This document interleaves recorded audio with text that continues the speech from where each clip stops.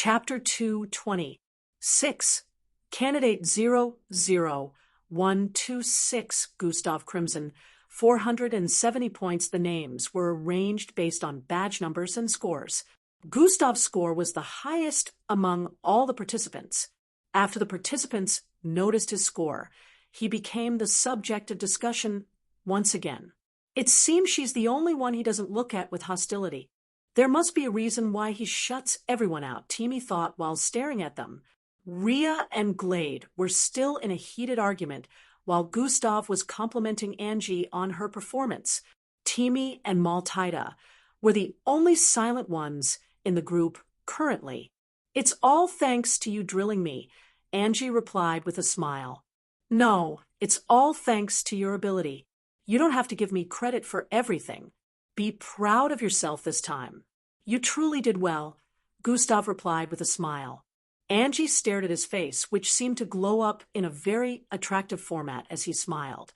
A shade of red appeared on her cheeks as she turned to face the other side. "Ah, but it truly is no."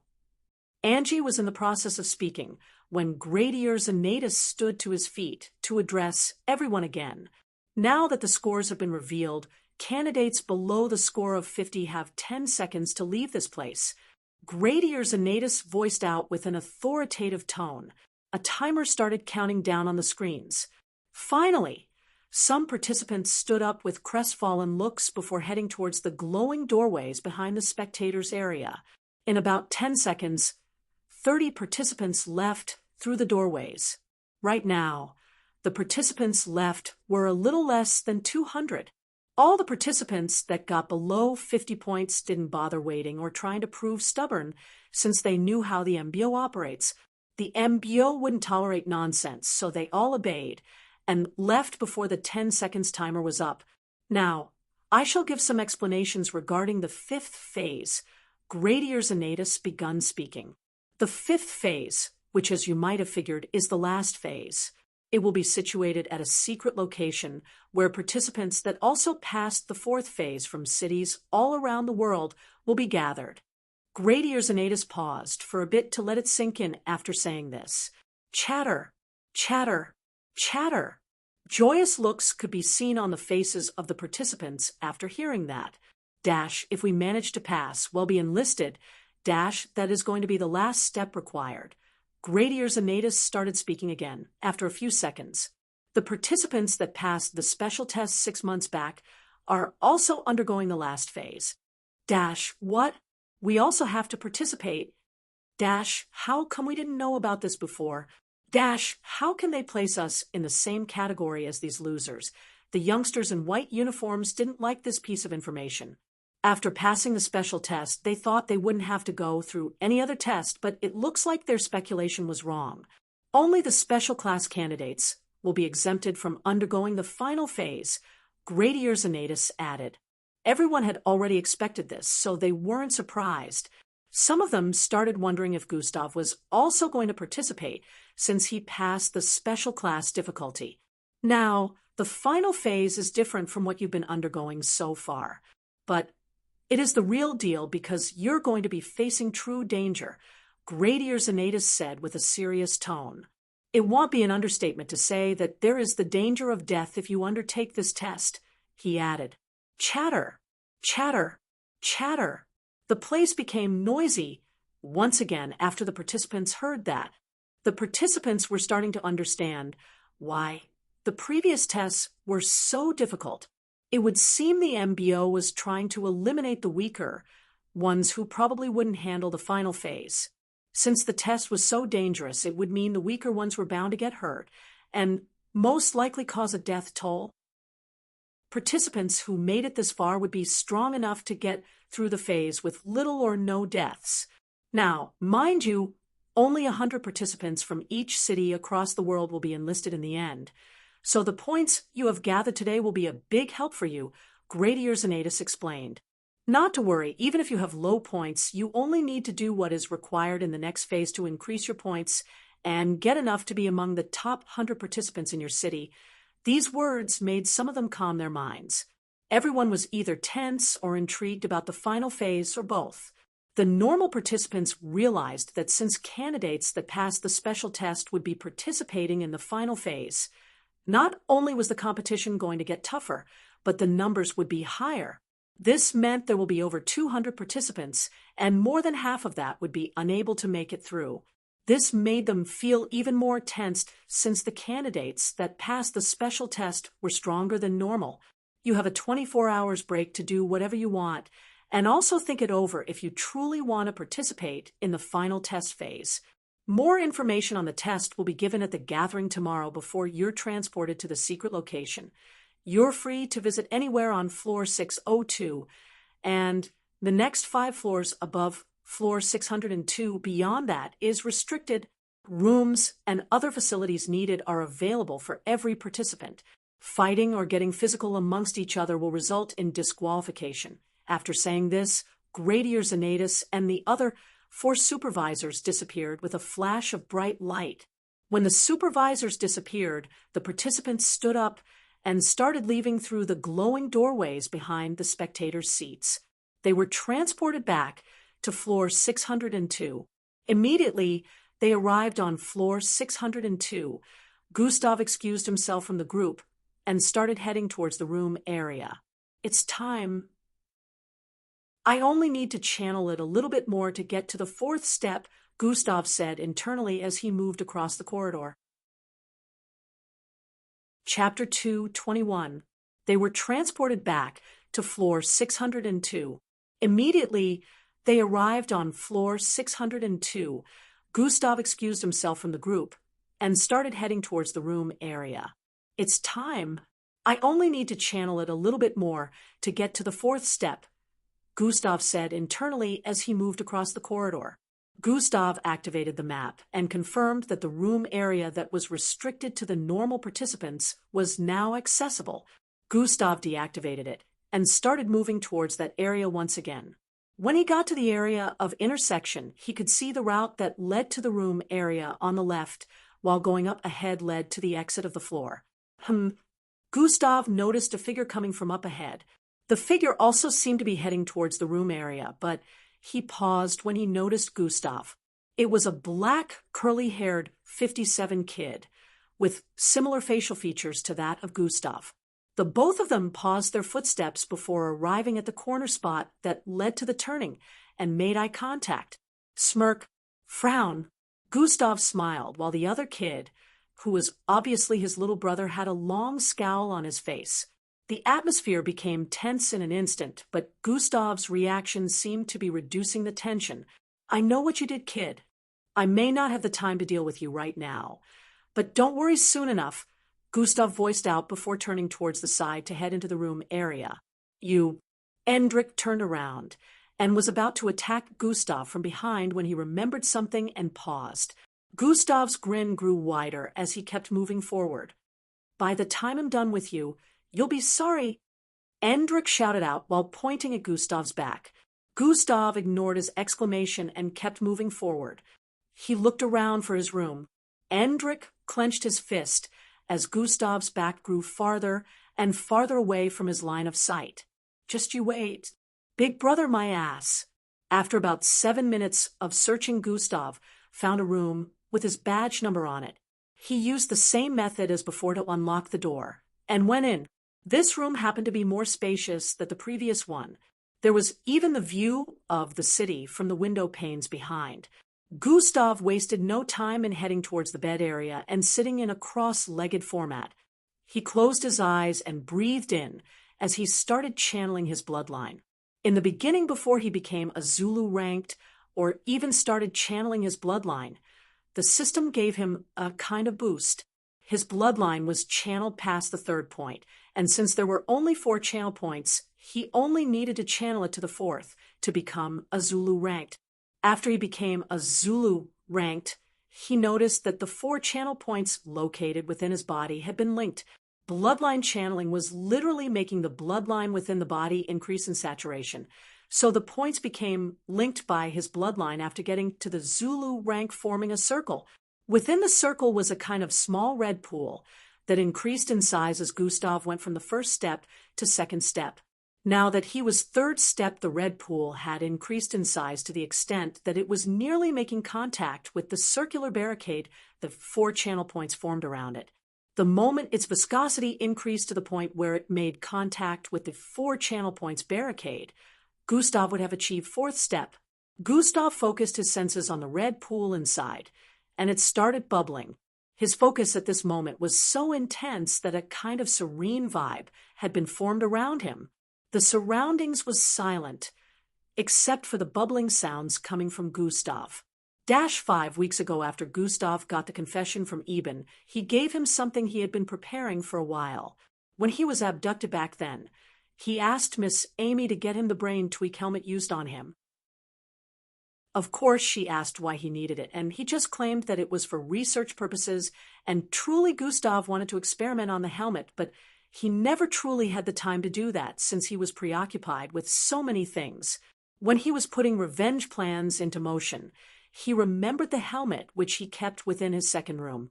He was initially going to wipe Eben's brain with atomic disintegration, but remembering that he couldn't control how it went due to what happened with Hung Jo, and Ben the other time, he decided making use of the brain tweak helmet would be a better option. He wiped Eben's memory of the last one day with the brain tweak device and returned him back to the laboratory after making him unconscious. Gustav didn't want to arouse any suspicions when he finally came for the true culprit behind the scenes, which was why he resulted to this. He had decided he would fully deal with Eben after taking the entire disciplinary committee down. For the next 2 days, Gustav made plans. However, he didn't negate his training and hunting down mixed breeds within the border. Even though he hadn't really been focusing on killing mixed breeds within the border, he still kept feeling a kind of tingling on his skin whenever he went there. It always felt like there was an invisible eye watching him, and it got stronger each time. Even when he tried to shake the feeling off by running from location to location within the border, it was futile. Gustav had to multitask to make plans to discover why he felt that way within the border, while also dealing with the kitchen incident. After Gustav finished making plans, he had to contact a particular person to assist in a crucial part of the plan.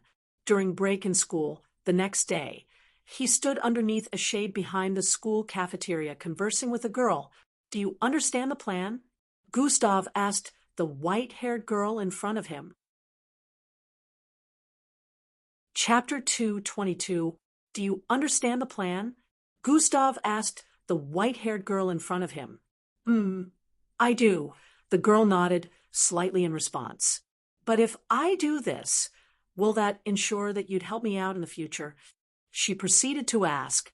If this goes well, you'll definitely score more points with me and increase your chances of securing a future partnership. Just make sure you don't mess it up, Gustav stated. This girl he was speaking to was none other than Maltida. Gustav devised a plan where he needed the input of a prestigious and popular girl within the school. Maltida was the only one that came to mind, so he decided to call her up. I won't mess up. I have good acting skills too, you know. She smiled wryly. Gustav could sense a feeling of melancholy in her voice, but he didn't dwell on it. All right, let's head back. 2 hours later inside the room, Gustav opened his eyes and smiled. Finally, the fourth step, he said with a look of elation. He could feel his body being nourished with energy the instant he achieved the fourth step. The red pool within his body expanded and made contact with the 4 points barricades. After that happened, they merged together, and Gustav couldn't sense the 4 points anymore. Everything became one large red blob. For a few seconds, red roots started growing out of it. Looks like achieving these roots have something to do with achieving serial rank, Gustav noted while observing it within his body. After a few more seconds, he stood up and moved around the room, trying to feel the changes within his body. I can feel a certain kind of energy oozing out of my body. It's very faint, but I can sense it, Gustav said internally while throwing his arm out like he was fighting an invisible opponent. After a few seconds of jumping from place to place across the room in a bid to test out his body improvement, Gustav decided to head out. I won't be able to get a handle on my current strength if I don't test it out one way or the other, Gustav said internally, while changing his clothes. He was still in the organic suit at this time. It wasn't hard to get out of it, since it had a computerized function that made it dismantle independently. After Gustav got out of it, he put on black pants and a hoodie before heading out of his room. He wore the hoodie fully on his head and held his face down as he moved across the corridor. After getting out of the room area, he headed towards the left. Time to check out the other floors, Gustav said internally as he moved towards the exit area of the current floor. Gustav was sure that the MBO tower didn't just have floors for sleeping and eating. Obviously, the participants were only sent to these floors for accommodation. Now that they were given access to the next 5 floors, he was intrigued about their functionality. He felt that the MBO wouldn't just make 5 floors next to each other just for the purpose of accommodation. Gustav arrived at the end of the corridor in a few and stepped onto the circular glowing panel in front. Immediately after he got on top, a bright glow appeared from above and covered him from head to toe. Troyan, his body was pulled up with intense speed. Gustav was unable to make out his surroundings and could only see a white light flashing in his line of sight for about 5 seconds.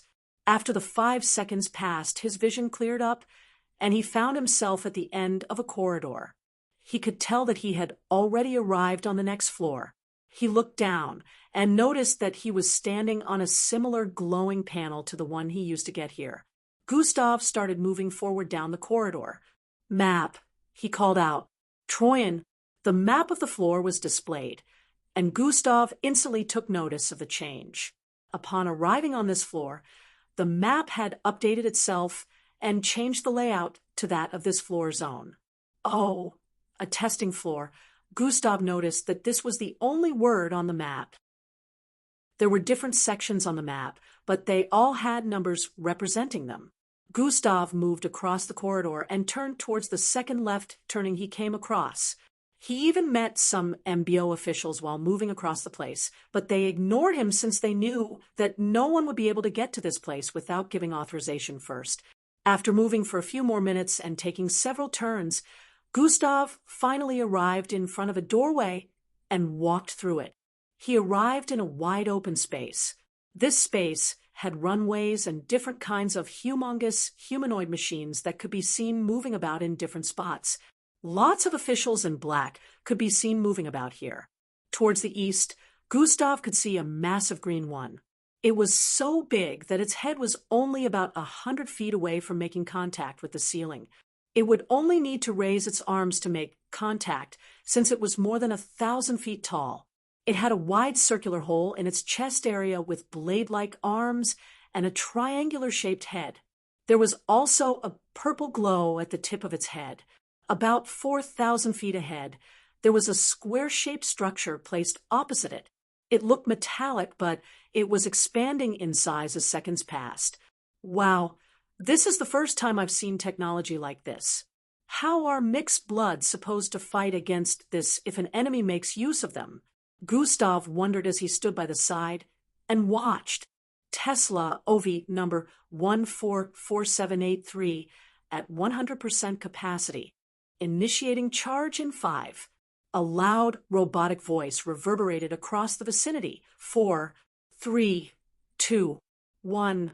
The empty hollow space in the chest area of the large humanoid machine had already lit up with dangerous, purple-looking energy. Fire. The instant this command was given, a purple beam shot out with intensity from the chest area of the humanoid machine. Chapter 223. Fire. The instant this command was voiced out, the purplish beam shot out with intensity from the chest area of the large humanoid machine. In an instant it arrived before the square-shaped metallic structure and slammed into it. The mighty purplish beam consumed the entire square-shaped structure in a matter of seconds. Such immense power. Gustav was awed by what he had just witnessed. He stood there and kept watching, focusing his attention on the appearance of the beam. The entire metallic square-shaped structure was as large as a bungalow building, yet the purplish beam was large enough to cover it. After the power of the purplish beam died down, Gustav noticed that there was still something left from the square-shaped metallic structure, although what was left wasn't very large compared to the initial size. Gustav was still surprised to see that there was something left. Tesla OV number 144783 has failed the incineration test, the robotic voice from before announced once again. At first, Gustav was dumbfounded and wondered how that performance would be considered a failure, but in the next second, he figured it out. Vruyinen, what was left of the metallic square-shaped device, started increasing in size, and in just a few seconds, it had become as large as it was before. Gustav realized that the test was probably based on the destruction of that regenerative square structure in one go, although the structure had taken quite the damage and was nearly totally obliterated. The part of it that was still left was enough for the entire thing to regenerate. It was a failure again, huh? The firepower isn't strong enough to obliterate a level 98 cubic espionite in one go, sent a report to Joe Industries. Gustav could hear the voices of the officials that had been observing from his standing position. He saw a person dressed in a kind of pilot uniform come out of the large humanoid machine, as some officials also went up to meet him. Gustav, who had been standing at the entrance area, finally decided to move to other areas and check them out. The moment he took a step forward, an alarm rang out. Beep, beep, beep, beep. Unprotected life form detected, a robotic voice announced. The instant that announcement was made, everyone turned around to stare at the entrance area.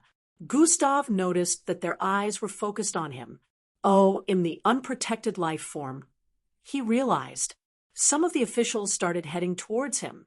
Kit, to go further and you'll need a protective suit.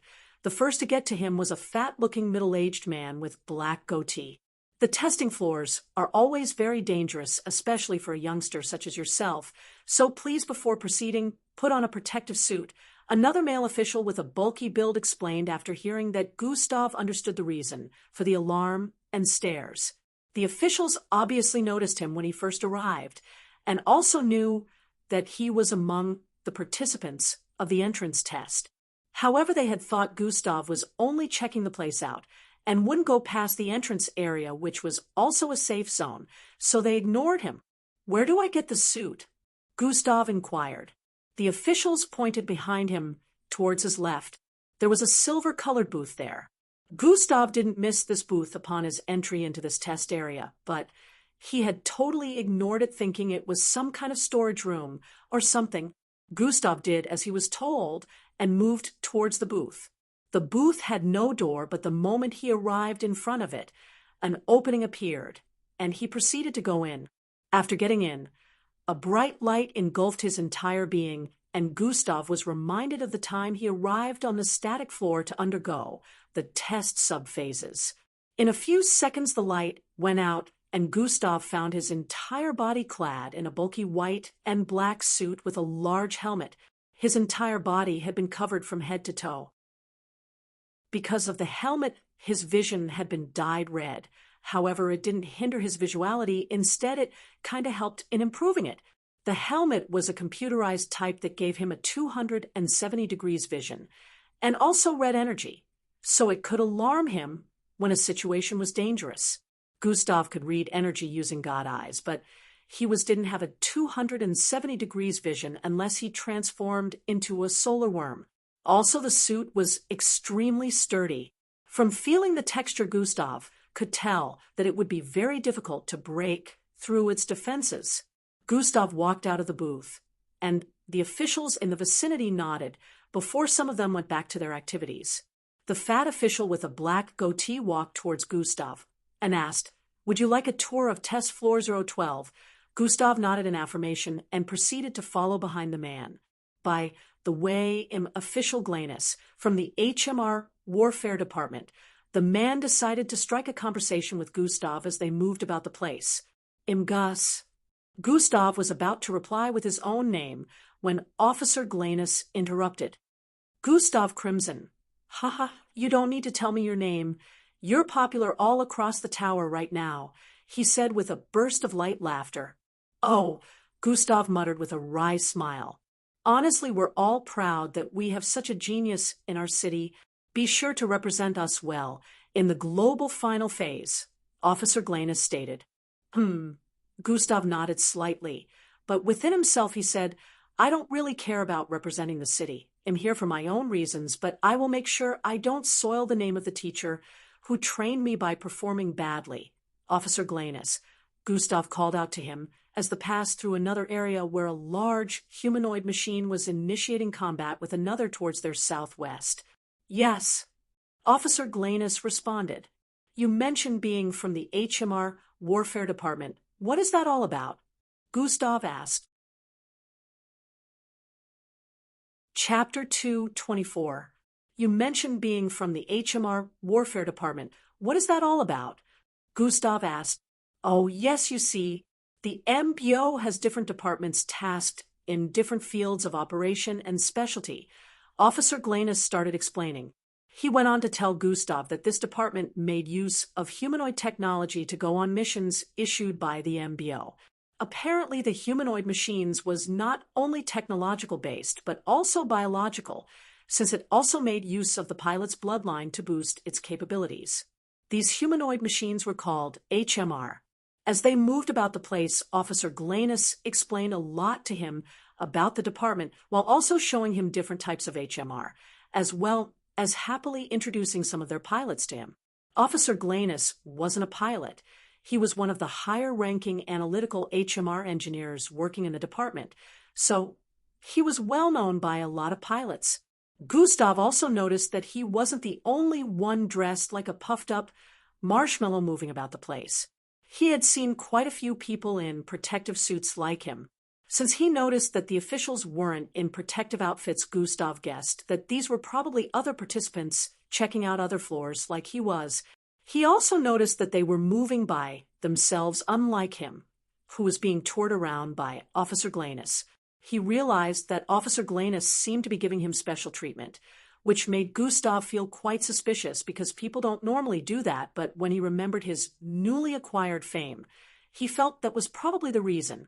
Officer Glanus took him to the far south of the test floor and called on a pilot to get into one of the HMRs and give Gustav a little show. The pilot, who went by the name Heim, proceeded to enter his HMR, which was about 300 feet tall with a black armor covering its chest area and yellow arms that looked similar to massive spears. Gustav watched as the large humanoid machine engaged a square-shaped metallic structure similar to the one he saw at the entrance earlier. This one transformed into a kind of monstrosity that Gustav had never seen before, and the pilot engaged it. God Eyes has been activated. "Oh, I see it draws a certain kind of energy from the bloodline and combines it with the weaponry aspects of the machine.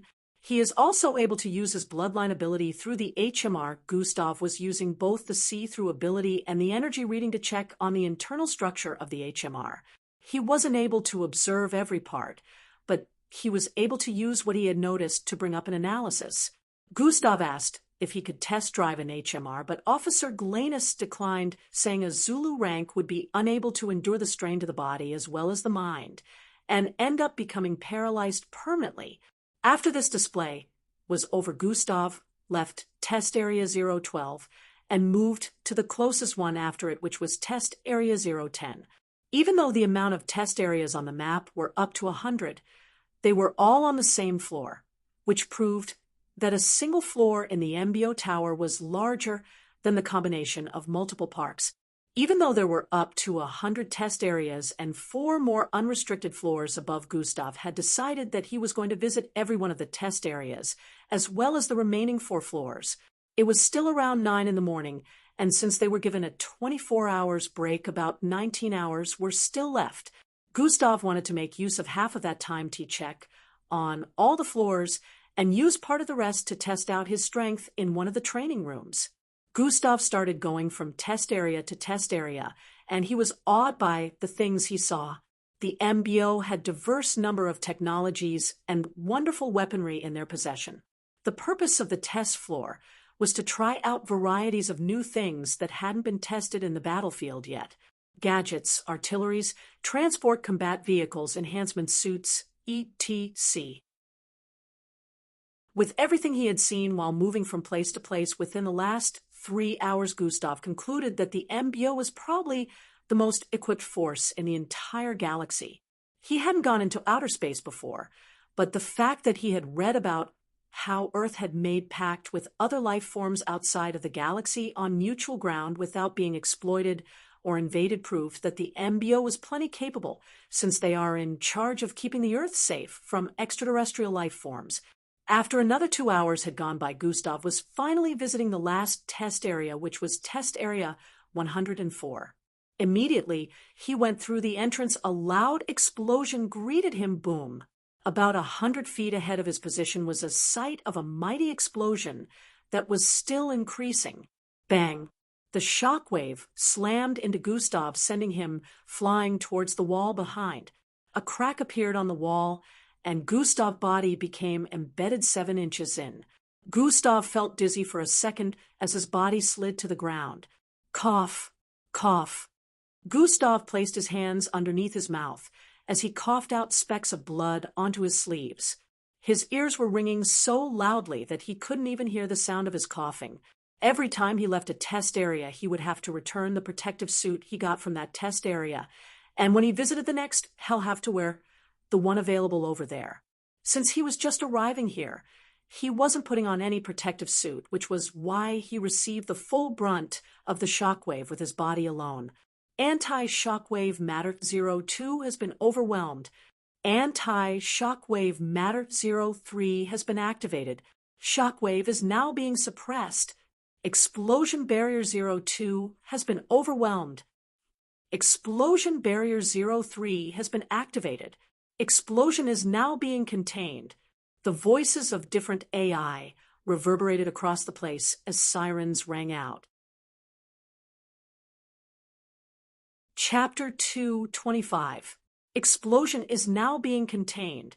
The voices of different AIs reverberated across the place as sirens rang out. Gustav was starting to regain his senses, so he heard bits of the announcements. -520 HP. It's been a while since I last bled. I wonder what caused this explosion, Gustav said internally as he cleaned his blood-stained sleeves while sitting up and leaning his back against the wall. He stared at the front, where he could see the explosion being covered by a blue energy field as it shrunk in size. At the very least, I got something from it, Gustav thought while reaching out to grab something in midair. He grabbed onto something only he could see, because right before the shock wave slammed into him, he activated Energy Installment. Energy Installment absorbed part of the energy from the blast into a spherical orb that was currently invisible to everyone's eyes except Gustav. The system just reacted to it, Gustav noticed, but before he could confirm, he noticed the explosion had almost shrunk completely. Officials could now be seen moving about the place with panic expressions displayed on their faces. Dash, who knew the upgraded reactor would go haywire because of the experiment and cause such a disaster. The third-layer explosion barrier had to be implemented because it overwhelmed the first and second. The power was too much for the installments to contain. Gustav could hear the voices of the officers from his position. None of them looked injured in the slightest. However, the surrounding was in shambles. Dash, are the kids all right? One of the officers in blue asked. Dash, yes, Captain Mitch, the protective suits functioned well enough to keep them safe from the explosion. Upon hearing that Gustav understood that other participants were also on this floor, he noticed that the injuries he received from getting blasted backwards by the shock waves were almost fully healed. Gustav decided to stand, but before he could, one of the officers ahead stared in the direction of the entrance and noticed Gustav. Captain, there's a kid over there. I think he's injured, the MBO officer voiced out, and hurriedly started moving towards Gustav's location. The other officers also noticed Gustav seated on the ground far behind with his back against the cracked wall. Dash, a kid without a protective suit? Get the medic over here immediately, the captain commanded as he also approached Gustav. Gustav stood up before anyone could get to him. I'm fine, he stated while cleaning the blood at the sides of his lips. Kid, you're going to wait, how can you stand? The officer that noticed him voiced out while scrutinizing Gustav from head to toe. He could see blood on Gustav's sleeves and a little dirt on his cloth, which came from slamming into the wall, but aside from that, there was nothing else. Wasn't he caught in the blast? Why does he look only slightly injured? This isn't a force a kid like this should be able to handle. He should be half dead by now. What's up with this kid? The other officers that had arrived couldn't believe their eyes, seeing Gustav standing and talking like he was unaffected. They wouldn't have believed he got caught up in the blast, if not for the cracked wall behind and burned parts of Gustav's clothes, as well as some other things, which clearly proved that he was caught up in the explosion. Are you all right, kid? The captain asked while approaching Gustav. He stood opposite Gustav and observed him. Gustav was about to repeat himself when one of the officers on the left interrupted. This face looks quite familiar. Oh my, aren't you candidate 00126, the rising star? He voiced out. When he mentioned that, the rest of the officer's eyes also widened slightly. He is the one. Being on the receiving end of 1% of that shockwave would leave a Zulu rank on the brink of death. Oh, looks like he truly is more powerful than the rest. Truly a promising young lad, this one. Upon hearing them speak about him this way, Gustav was nearly half cringed to death. The rising star. What's that? More like a falling star, since that's what made me what I am, Gustav said internally. Although he felt like this on the inside, he didn't let it show in his expression. Instead, he just kept a blank face. The captain proceeded to apologize to Gustav and explain what had caused the disaster. The explosion, of course, was caused by an experiment gone wrong. A new power source meant for backing up a spacecraft's weapon system was being tested. The original power source and the substitute didn't sync well, causing the explosion a few minutes back. Both of them exploded together and overwhelmed the first and second layer security protocols put in place. Originally, incidents that involved explosions occurred a lot since they experimented with spacecraft engines. However, they hadn't expected it to be this bad. Luckily, Gustav was very far away from the core of the explosion, which was why he was only hit by a little bit of the shockwave. If he had been to the explosion's core, his injury would have been way worse than this. It still surprised the officers around that Gustav was okay. However, since they knew he had a unique transformation bloodline, they guessed that the beast he could transform into had regenerative abilities. In order to make it up to Gustav, they decided to give him a tour of the place exclusively, even though there wasn't much to see because the explosion had incinerated half of the equipment and gadgets. Gustav was only able to see a few uninteresting things that were left at the far corners of the test area. After a few more minutes, Gustav left the test area since it was about to go through some kind of rejuvenation. The only thing he saw that piqued his interest was the half-destroyed spacecraft that was half the size of the spacecraft in test site number 47. Gustav had always wanted to enter a functioning spacecraft. Unfortunately, this spacecraft, just like the first one he ever came into contact with, lacked functionality. Chapter 2:26. He moved towards the exit area of this floor with a slightly disappointed look on his face. When Gustav arrived before the panel that was going to move him up to the next floor, a smile appeared on his face. At least I got something out of it, he said. Does host wish to absorb this energy into the system? Yes/no. Gustav could see the system notification in front of him as he held onto the spherical orb filled with dark blue-colored energy. It turned out that the energy he absorbed from the explosion was compatible with the system. The system couldn't absorb every type of energy to upgrade. It could only absorb specific types of energy. Now, Gustav had figured that the power source for spacecraft was also among those types of energy. As the panel beamed Gustav up to the next floor, he activated God Eyes to check the energy points of the energy contained within the spherical orb. God Eyes has been activated. 129,000. Even though the number wasn't as high as when he absorbed the salad or pure crystal, this amount was already high enough, and it came from just the shockwaves alone. Maybe it would have been higher if I had been in the heart of the explosion, Gustav said internally as he arrived on the next floor. But if I was, I probably wouldn't have survived. Gustav recollected just how mighty the explosion was as he started moving forward. Gustav started touring the second accessible floor. Also, yes, he said internally, and the system began to absorb the energy from the orb.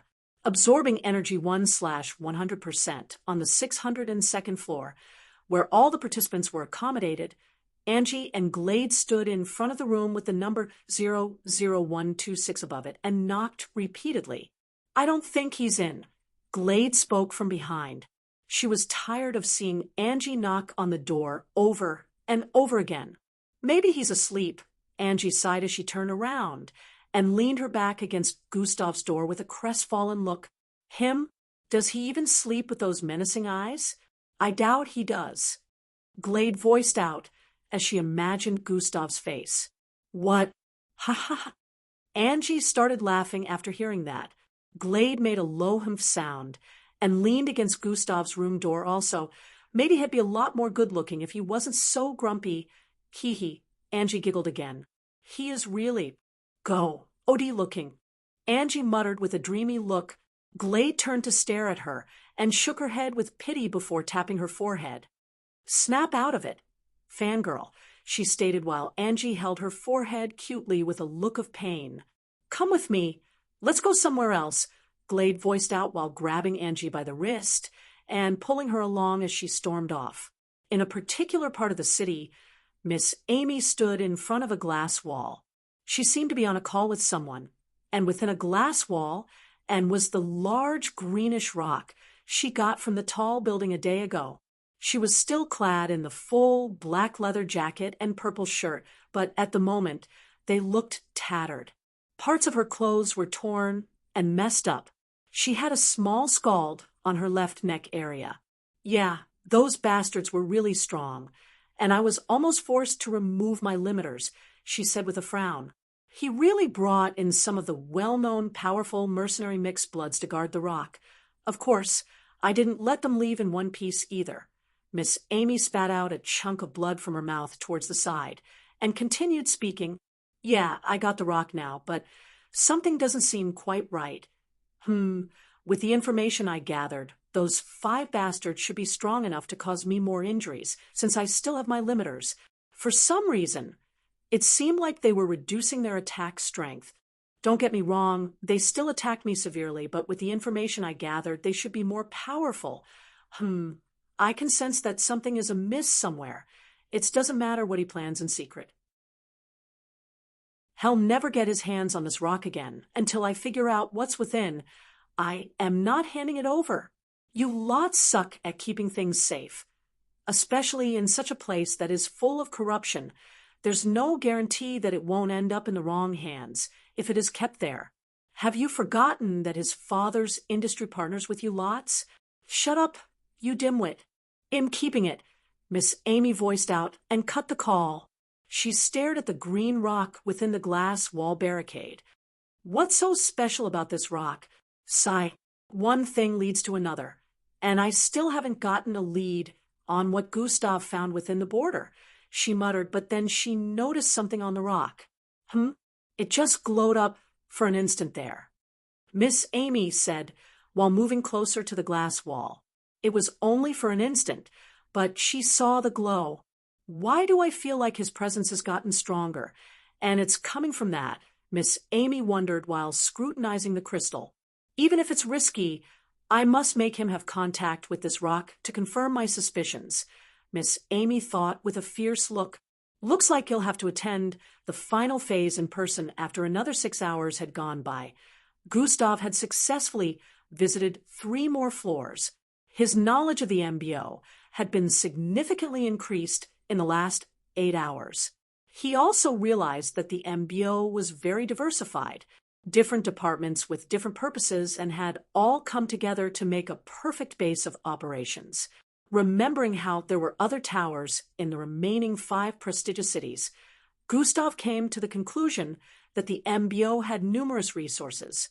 They would definitely be a force to reckon with if anyone tried to mess with them. This made Gustav wonder, why does the MBO never interfere in matters regarding lower-graded mixed bloods abuse or the happenings within the neighborhood area? They could have easily dealt with such happenings, so why? Chapter 2:27.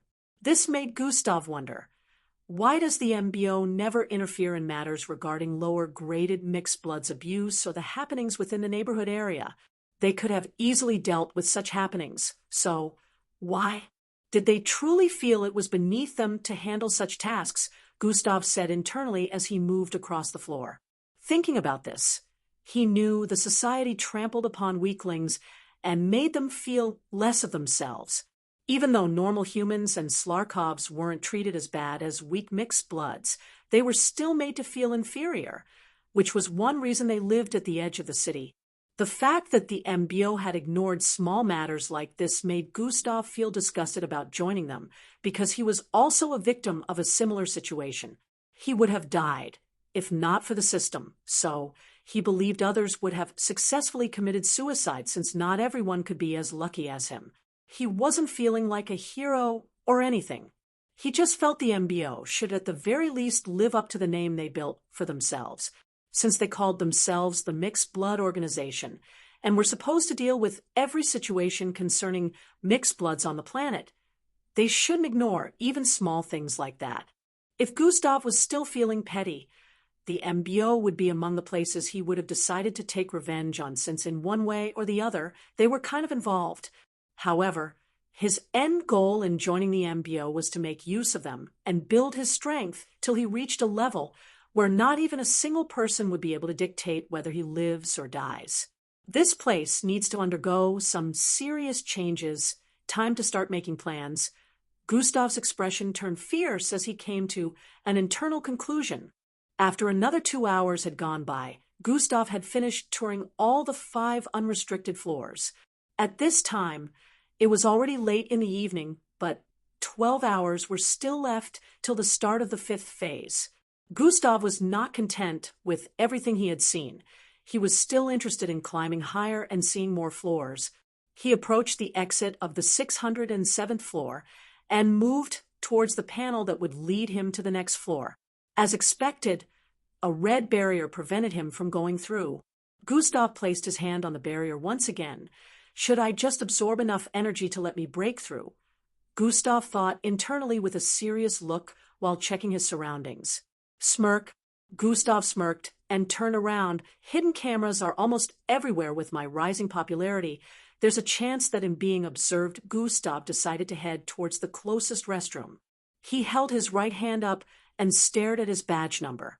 God Eyes has been activated. Gustav used the see-through ability to check out his palm. Even though the badge liquefied and merged my palm, I can still tell that a tracker was inputted. Gustav noticed the small green dot hiding in the middle of the blood vessels underneath the number on his palm. He instantly figured out that it was the tracker.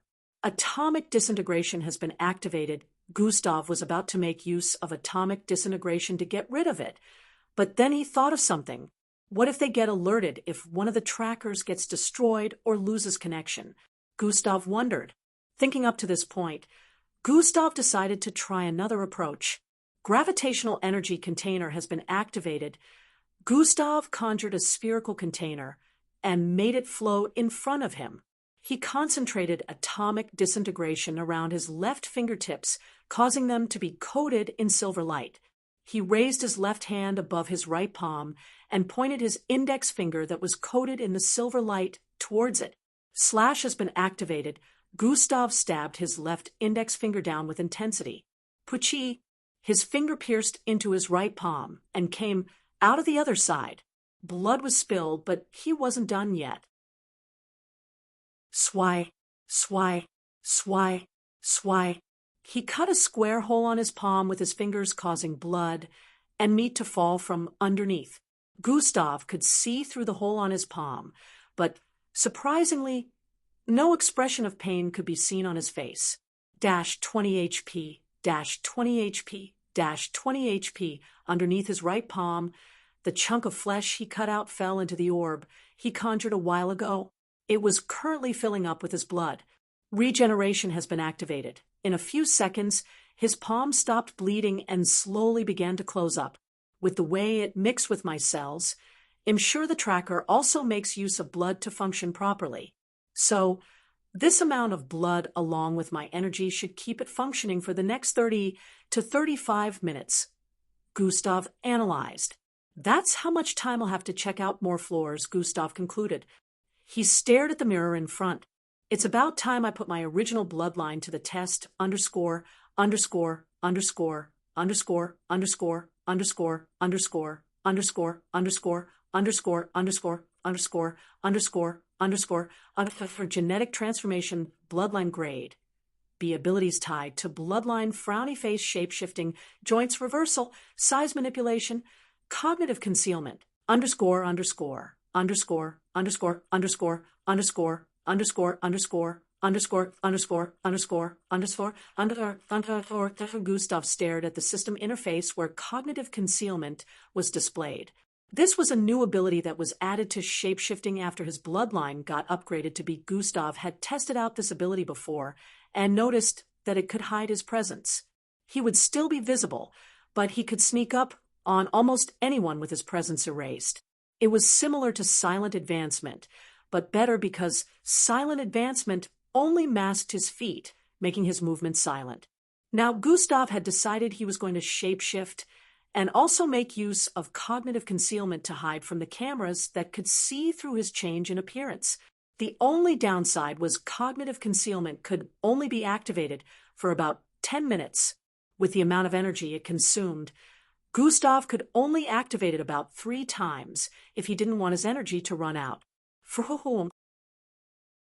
Gustav's appearance transformed into a 5-foot-tall, middle-aged-looking man with short brown hair and a full mustache. After changing his clothes, he walked out of the bathroom and left the spherical orb with the tracker floating inside one of the toilets. Chapter 2:28. After changing his clothes, he walked out of the bathroom, leaving the spherical orb with the tracker floating inside one of the toilets. Gustav had already activated cognitive concealment as he moved towards the exit area of the floor. Energy installment has been activated. Even before he arrived in front of the red barrier, he had already activated the energy installment. The energy from the red barrier was being sucked away. It weakened due to that. And Gustav only created a small entrance for himself to go in. He passed through it and deactivated energy installment as he stood on the panel. Just as he expected, the moment he deactivated energy installment, the barrier started regaining power and went back to normal. Since I only have 30 minutes, I should make it count. The floors where spacecraft are kept. It starts from floor 1903. The instant Gustav thought of that floor, the panel activated. Swahayans. He was instantly moved up and started traveling through the floors. In just 3 seconds, the beam had taken him past 100 floors. After a minute had gone by, Gustav arrived on floor 1903. The instant he moved past the entry point, his sight was greeted with a large bluish space. Wow! Gustav couldn't help but exclaim as he walked into this place. The place was vast, but Gustav could see the walls behind were transparent. So, this is how space looks like. Gustav couldn't help but admire how beautiful space was looking from this height. The walls were transparent, so he could see the endless darkness of space staring back at him. However, the shiny round lights in the far distance, and even close by, made everything look marvelous. He could see a side of the blue earth floating and glowing. This part of the floor was already in outer space. However, it wasn't really far, since the earth still looked quite large. However, it had already stabbed through the stratosphere. Gustav could see the moon. It still looked a bit far, but it was way larger than he expected. He looked around his surroundings on this floor. Spacecrafts. He had been so occupied with checking out space that he didn't notice the spacecraft lined up in front. Troyan, Troyan, Troyan. The Jelly 127 is ready to take flight. Ashrak Squad is ready to go back up the Falcon reconnaissance on planet Heidi. Announcements from AIs could be heard as some of the spacecraft in the distance lit up. Some spacecraft that he could see were as large as the size of an entire football stadium. Officers in bright blue-colored uniforms could be seen moving from place to place. Gustav also decided to stealthily check the place out while acting as a cleaner.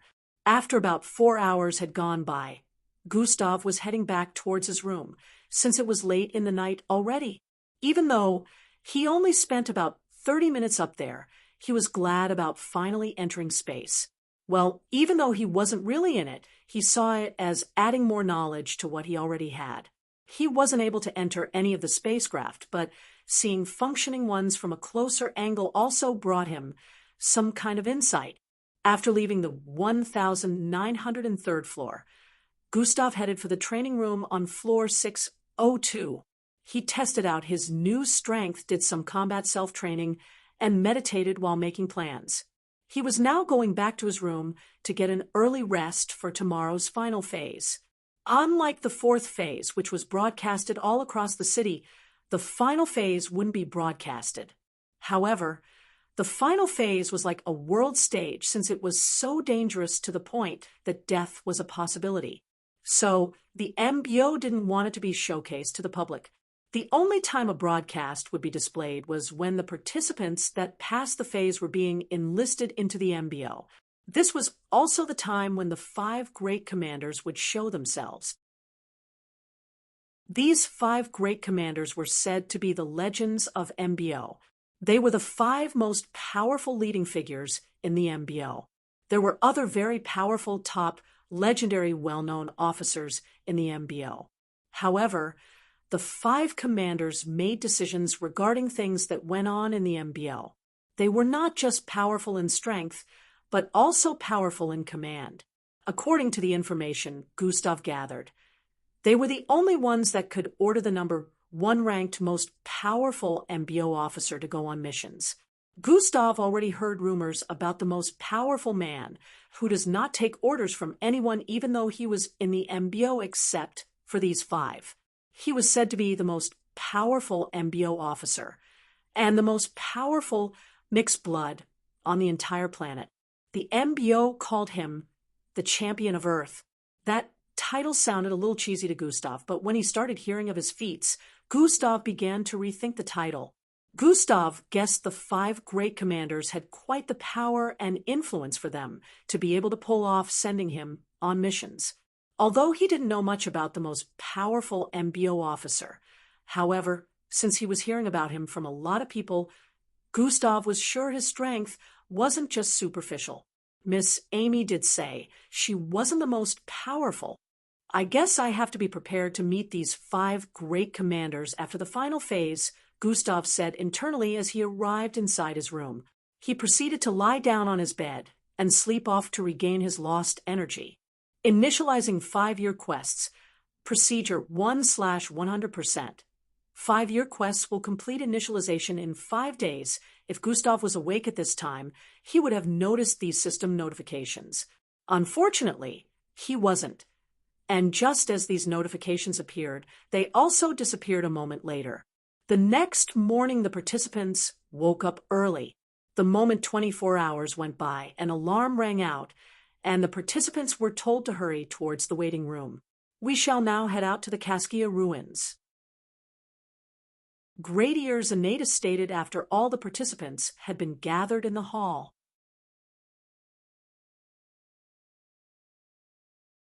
Chapter 229. We shall now head out to the Kaskia ruins. Gradier Zanatus stated after all the participants had gathered in the hall.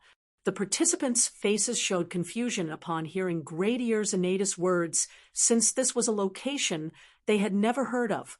Nevertheless, they obeyed the next instructions of Gradier Zanatus with no questions since they knew they'd be briefed later on.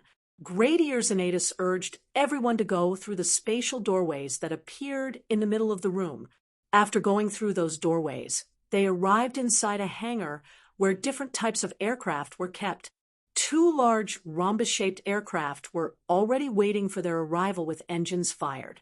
These aircraft were the size of a two-story building colored green with red and black stripes. They had no rolling fans or anything like that. They had been built in such a way that only powering the engines up were enough to make it lift off. Over 200 participants split into two and boarded the aircraft. In a few seconds, another spatial opening large enough to consume an entire three-story building appeared several hundred feet ahead of them. Swee! Both aircraft zoomed off into the spatial opening. After passing through, they appeared tens of thousands of feet above Plankton City. Lots of participants now understood why the tower didn't have an entrance or exit. That wouldn't be needed, since the MBO had a variety of teleportation devices that transported people in and out and to different places on the floor. Gustav sat somewhere in the middle of the passenger's seat beside the window areas just so he could look outside.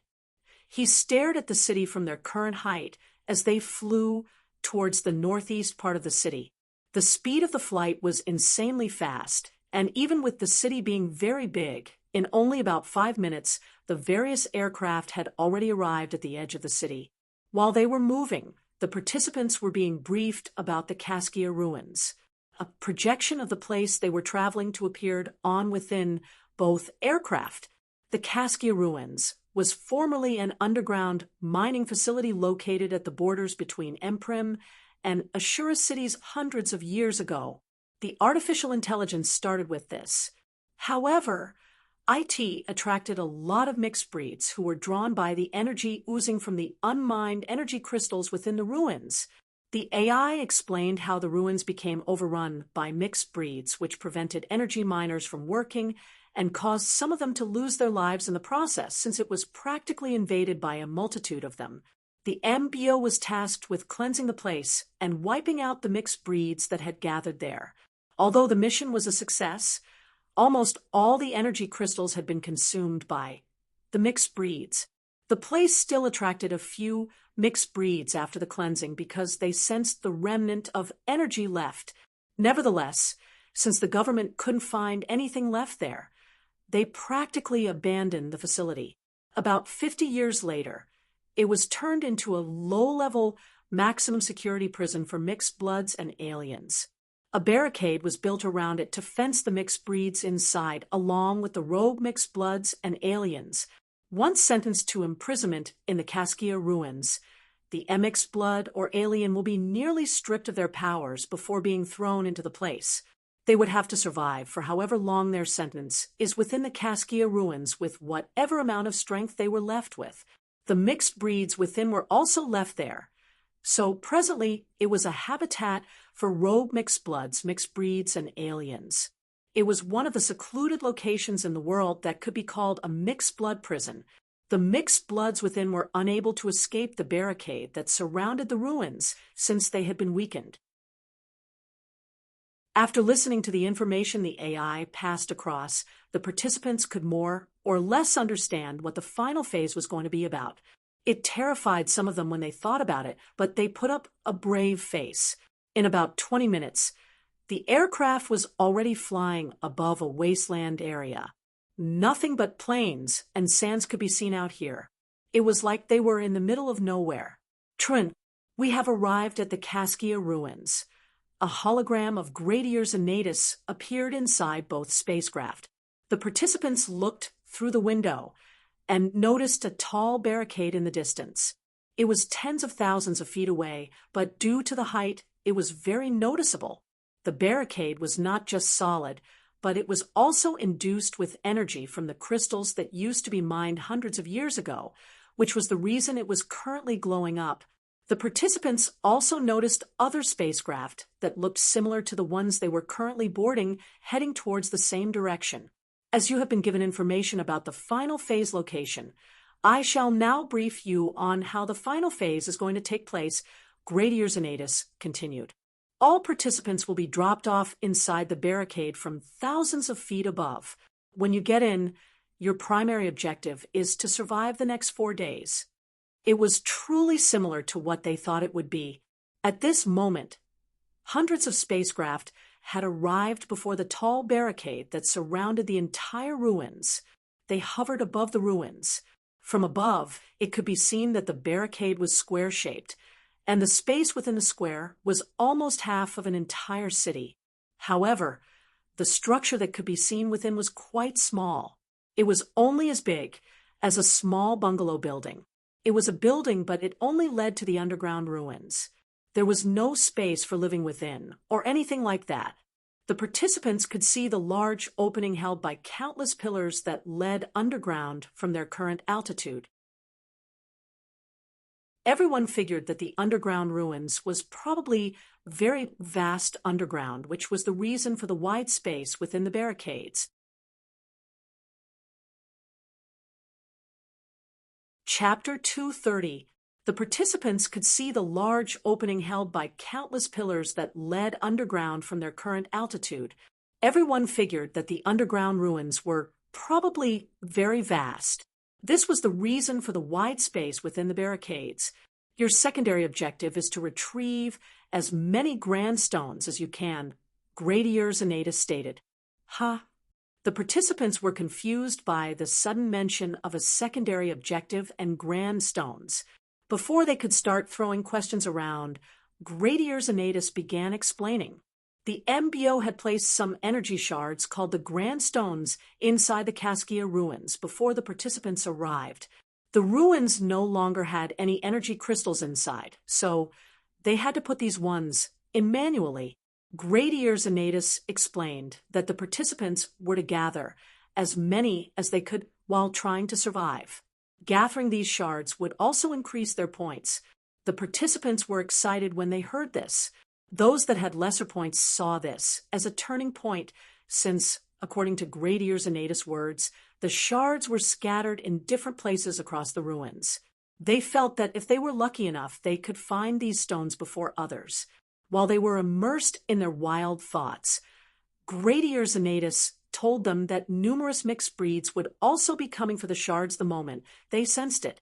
This dampened some of them as they thought about how they would have to deal with mixed breeds while trying to get the shards. Team up if you have. Survival is the ultimate goal. However, if you can't deal with a bunch of weakened criminals and low-level mixed breeds, then you're not meant to be here. Gradius Annatus voiced out. Drop will be initiated in 1 minute. Pick up your electronic survival bag. Gradius Annatus stated, SHHHSSHH. SHHHSSHH.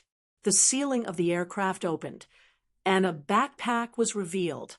The participants picked up the backpack and wore it. After jumping from the aircraft, your electronic backpack will automatically power on and fly you down. After that, the nitro power will be cut off, so none of you will be able to escape using it. Gradius Annatus explained. There are some tools kept inside for your usage. Properly make use of them. We will be watching. Immediately after saying this, Gradius Annatus' holographic form disappeared, initiating drop in 39 seconds, 38, 37, 36, 35, 34. The participants were on their toes as the AI counted down. They kept staring at the ruins below, wondering how the internal structure underneath would look. Are you ready? Gustav asked Angie beside him. H&M. She nodded with a smile on her face. Hey, rival, you want to ask me? No fair. Ria, who was sitting 3 places to the left side of Gustav, shouted out. I don't care, Gustav muttered without even turning to stare at him. Ek, you. Ria pointed at Gustav with a disgruntled look. Stop spitting on my face, you loud-mouthed idiot. Glade, who was seated on Ria's right, voiced out with a repressed look. Hey, who? Just as Ria wanted to retort, the last countdown reverberated inside the spacecraft. 1. Opening hatch. Immediately after those words were voiced out, the floor of the aircraft opened up. Whooshishism. The wind blew into the aircraft through the opening underneath their bodies. Engage drop. This was the last announcement they heard from the AI before their seats were pulled from underneath them and folded into a small cube. Kyrar, Arferg, Keek, Ass. Most of the participants screamed out as they fell from underneath the aircraft. Fwooshas. Numerous bodies could be seen dropping from the sky towards the ruins below. They were falling from a height of over 10,000 feet. So it was enough to give anyone anxiety even though they knew the backpack would save them. Participants that had bloodlines that gave them a flight ability were unable to activate it. Other participants tried activating their bloodlines also and found out that they couldn't. As Gustav fell, he stared at the structure that was thousands of feet below, slowly becoming bigger and bigger in his sight. The wind blew his hair backward, making him look extremely cool. He was among the few participants without a hint of fear on their faces. He turned his head to the left side and noticed Angie's frightened look. He stretched out his hand and grabbed onto hers. Angie turned to stare at him and smiled. The frightened expression on her face was gone. Ugh, a sore sight to see indeed. Rhea voiced out from the side and placed both of his hands by his sides before diving forward. Angie and Gustav ignored him, of course, and focused on the structure below as they descended. Rhea started descending quicker than others. Some of the participants saw his action and also did the same. They didn't want to give Rhea the chance of getting the ruins before they did because of the grand stones.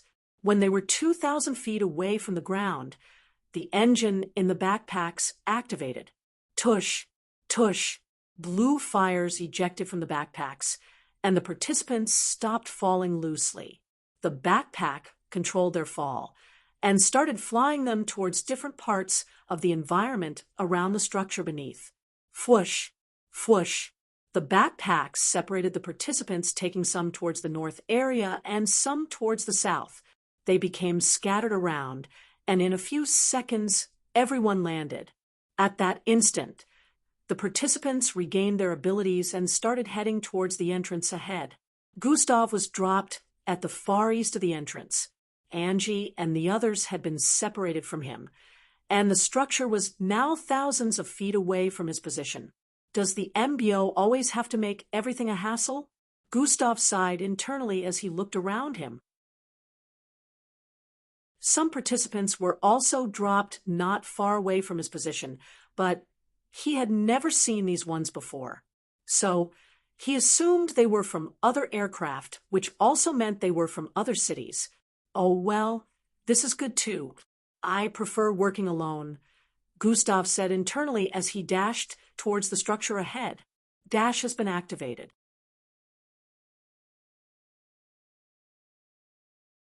Chapter 231.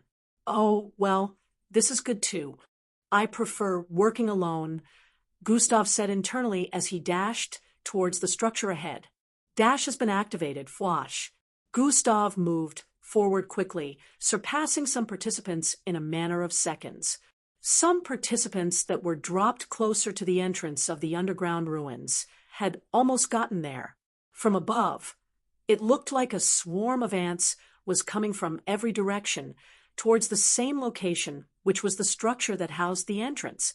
There were thousands of participants heading towards the entrance, which was a large crowd. Even the entrance was quite big.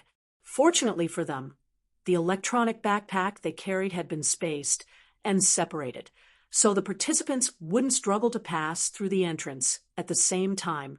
After running for 30 seconds, Gustav was finally a few feet away from getting to the structure that housed the entrance.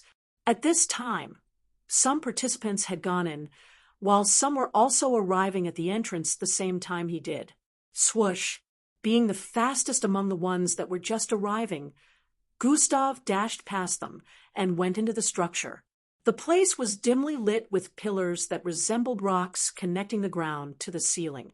The passageway that led underground had stairs constructed within and lamp-like lights that could be seen on the side of both walls as the participants climbed down. The passageway was so big and wide that it could contain up to 50 people moving side by side.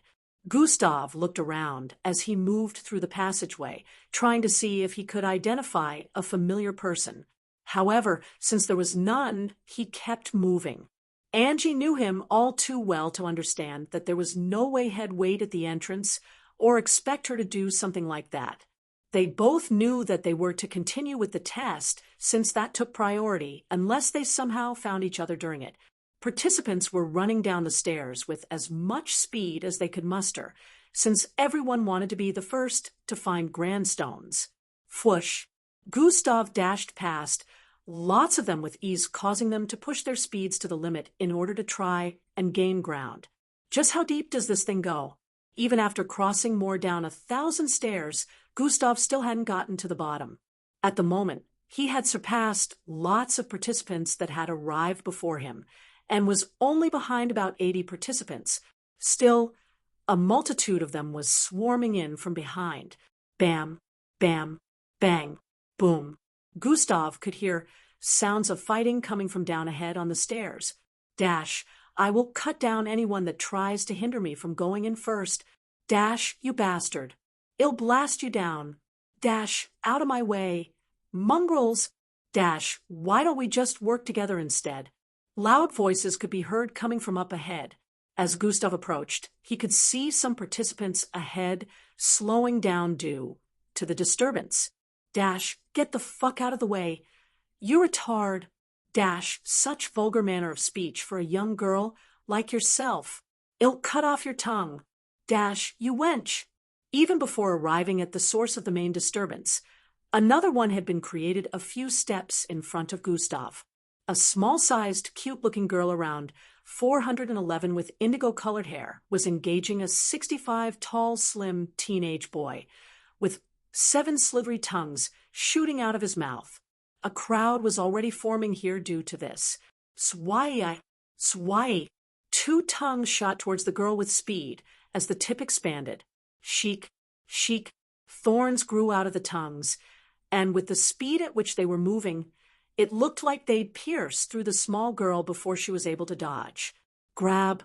The girl grabbed hold of both tongues with a look of anguish, stopping them from moving any further. Let's see whose tongues are going to be cut off, she voiced out as her long hair floated upwards. Swaying, both tongues were mysteriously sliced into multiple parts. Kyrar, the boy screamed out as blood spurted out of the cuts. Just as the girl was about to throw the disconnected parts of the tongues away, she noticed a figure jumping over her head. Everyone turned to stare up after noticing the figure, who happened to be Gustav. Swee-eye. He traveled more than 100 steps in the air, crossing over 30 participants at once. Hold it right there, you. Do you think I'll let you just surpass me like that? The girl shouted and threw the severed tongues away before dashing forward at full speed after Gustav. Gustav landed in front, where he could see participants clustered together at a particular spot 40 steps further. They wanted to move forward, but they didn't have the guts to go through due to the battle going on in front. Blast, blast, blast. Attacks were slamming into the walls on the sides and the ceilings, and no one wanted to enter the crossfire. From behind, the small girl with indigo-colored hair was already catching up to Gustav due to her speed, which was almost a match for Dash. Just as Gustav was looking for a way forward, since he didn't want to engage in the nonsensical battle going on in front, a dark-skinned boy who was about 6 feet tall with bushy afro hair phased out of the ground in front of him. Zwun. He turned around to stare at the back and noticed Gustav a few steps behind. He smiled and nodded before turning to look at the front again. Oh, boy, it's a big commotion out there, he muttered after noticing the battle up front. Tap, tap. He tapped his feet on the stairs twice, and a blue vortex appeared below him and swallowed him up. The next thing Gustav heard was, you bastards, someone has gone up ahead. Dash, I can't waste any more time playing with you fools. Dash, I'm off. I have to chase after that guy.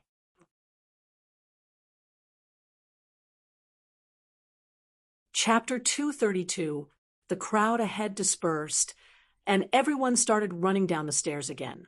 What an amazing bloodline. So convenient. This would be the perfect place for doing that. Gustav could already guess that the boy he had just seen phase through the ground must have been responsible for stopping the battle. Did you think you could be faster than me? Gustav heard a thin, feminine voice behind him. The small-sized girl had caught up, but just as she was about to reach Gustav's left, dash has been activated. Swoosh. Gustav bolted forward with a higher speed than hers, leaving a gap of plenty stairs between them in a matter of seconds. Ha! The girl voiced out with shock, but in the next second, she also increased her movement speed. I will not let these weaklings throw me off course, she voiced out while surpassing a good number of participants, also in a few seconds. Why does this person remind me so much of someone? Gustav questioned internally with an expression of annoyance. The image of a spiky-haired orange kid came to his mind. Humph! Gustav dashed forward faster also and started surpassing the participants in front. Dash, hey, get back. Dash, damn, he overtook me. Dash, who the hell is that? Swoosh. In about 30 seconds, Gustav had even surpassed some of the participants in a brawl earlier. He was already closing in on the last three ahead, who were behind the dark-skinned boy sporting an afro. Swoosh. One of them swung his left arm towards Gustav, who was approaching from the side. Twy, twy, twy.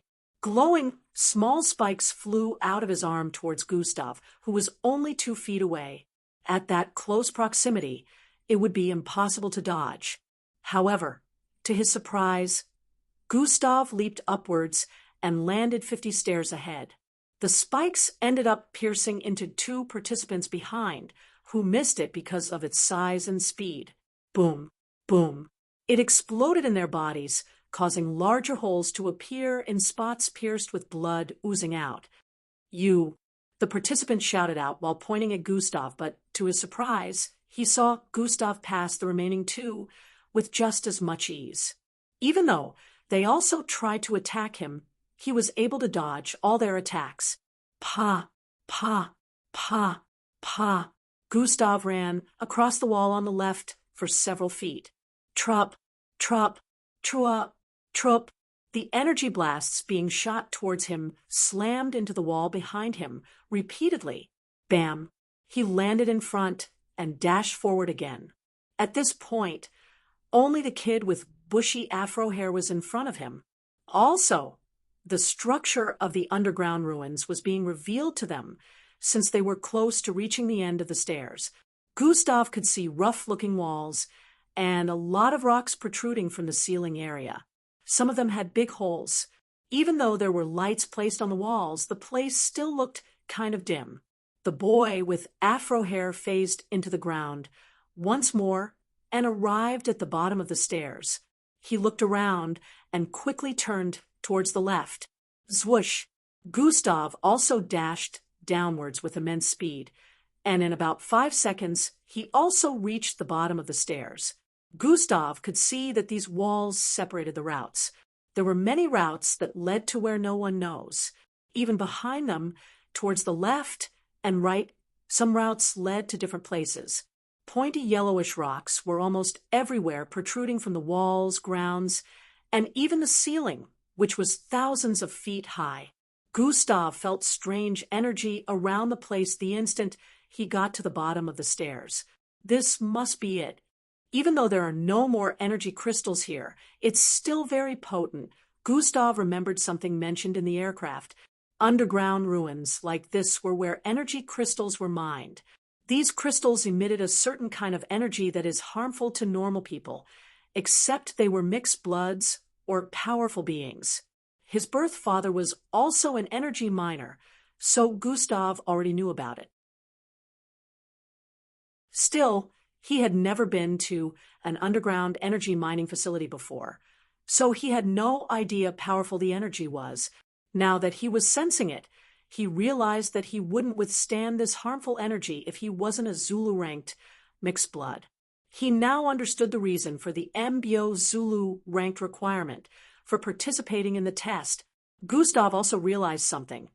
This must be the reason why, even though a person is a brilliant scientist, they would still need to have a good bloodline. His reason for thinking this way was that experimentation of different kinds was done with energy crystals in this age. Breakthroughs in different research areas also came from using the crystals.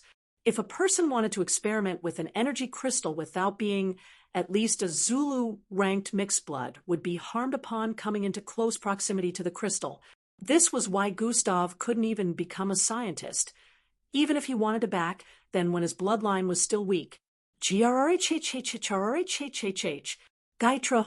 Two loud roars brought Gustav out of his reverie. The other participants closing in behind on the stairs also heard that and paused their footsteps abruptly. Gustav turned towards the right. He noticed the silhouette of a large creature on fours walking out of the third passageways. The second roar came from the left. So Gustav turned to look at that side too, and noticed the afro-haired kid several hundred feet away standing in front of a creature on fours. Looks like they already sensed our presence, Gustav said internally as he braced himself for a fight. Only mixed breeds that are level 7 and beyond can sense the presence of living things. These mixed breeds are more powerful than a step 1 serial ranked. Gustav analyzed this information with speed. The one on the right or the one on the left, Gustav contemplated. The one on the left is farther, and since there's someone standing before it, it would still take some time for it to get here.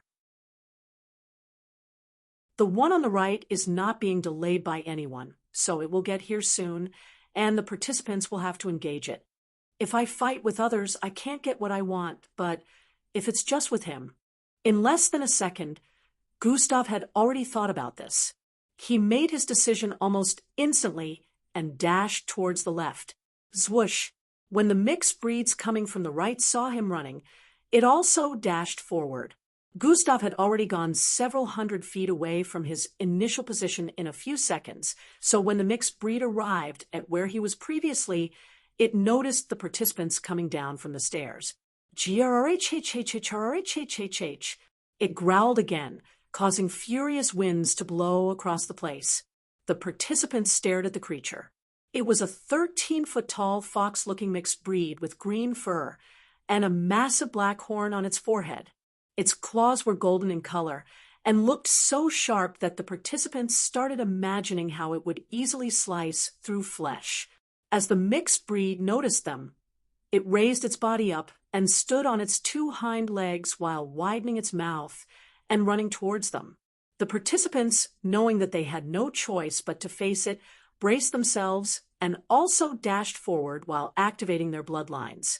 Gustav arrived before the afro-haired kid and the mixed breed, who had already started engaging each other.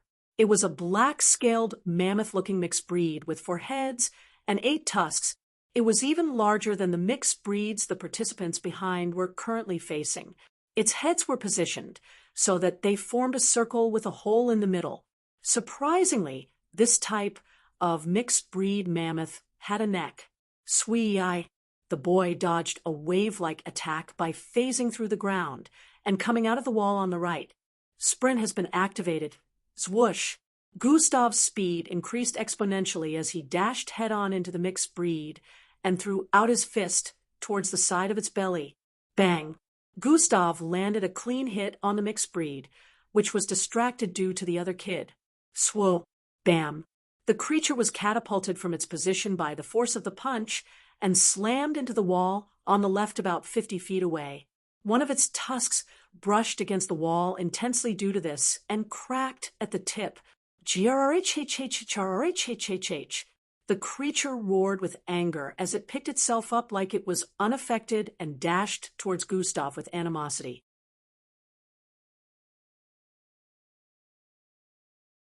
Chapter 233. Grrrrhhhhhhhhh. The creature roared with anger as it picked itself up like it was unaffected and dashed towards Gustav with animosity. Did he just send it flying with one punch? The kid with the bushy afro hair wondered after witnessing Gustav's first hit. Swoosh! Gustav leaped upwards and spun in the air, dodging the charge of the mixed breed. But while he was still in midair, the mixed breed's tail suddenly extended outwards towards Gustav's leg. The kid with bushy afro hair, standing in a horizontal position on a pillar-like rock towards the side, took action when he noticed that. His body was in a horizontal position all this time, and his legs were partially sunk into the blue vortex on the wall. This time he sunk in completely and appeared between Gustav and the tail. He started separating his palms that were joined together. The moment both palms separated, a small vortex could be seen within. Movement seemed slow, but everything was happening in very fast motion. The tail shot into the small vortex and appeared inside the wall he was standing on previously. It had pierced into the wall far towards the left due to the vortex teleporting it over there. Due to the speed at which it was moving, its tail had pierced deep into the wall, and it was unable to pull it back immediately. Gustav, who was about to perform an attack, landed and slid backward by a few feet. He teleported half of its tail over to the other side. Gustav could see two vortexes. One was on the left side where a pillar-like wall was located, and the tip of the mixed breed tail was piercing out of it, while the other vortex was in between the palm of the afro-haired kid that had teleported to save him. While the boy was descending from the air, he started closing his palms together once again. Pa! His palms made a clapping sound as they collided, which also caused the vortex to shrink and disappear. KRRHHKKKK. The tail of the mixed breed was divided into two halves because of this, and green blood started spurting out of the cuts. GRRHHHHRHHHH. The mixed breed growled in pain after its tail was severed in two. It turned around and saw the other half lodged into the wall on the left side. The afro-haired boy also landed and moved a few steps backward. He stood beside Gustav, and they both stared at the mixed breed, which had started charging furiously towards them. No words were said between them before they charged out again. The afro-haired boy sank into the ground again and phased out of the other side of the ground behind the mixed breed, while Gustav arched his arm backward and clenched his fist so tight that they made popping sounds. GRRHHHHRHHHH. As Gustav arrived in front of the mixed breed again, he launched his fist towards the head on the right, while the other kid also arrived behind the mixed breed, started conjuring another vortex. Gustav's fist slammed into the first head, causing it to halt its approach, but the mixed breed also retaliated by using its head below. It opened its mouth wide and tried gnawing on Gustav's arm. Gustav's right arm was still outstretched, but the mixed breed didn't notice that the moment he sent out his right fist, his left fist had already been thrown out next. Gustav's left fist transformed into that of the mutated bulls and slammed forcefully into the mixed breed head on the left. Bam! The mixed breed's other mouth's teeth were only a few inches away from piercing Gustav's right arm when his left fist slammed into one of its head. It got catapulted backward as a loud cracking sound rang out. Swee-eye! Blood ran down its head on the left. The boy behind had already opened up a large vortex. Swimmin'. The mixed breed was sent flying into the vortex. However, only half of its body was able to fit through because of the size. Shurum. The boy started joining his palms together again, trying to close the vortex with half of the mixed breed's body still in it. Gustav watched from the front and already understood what he was trying to do. That's one powerful ability.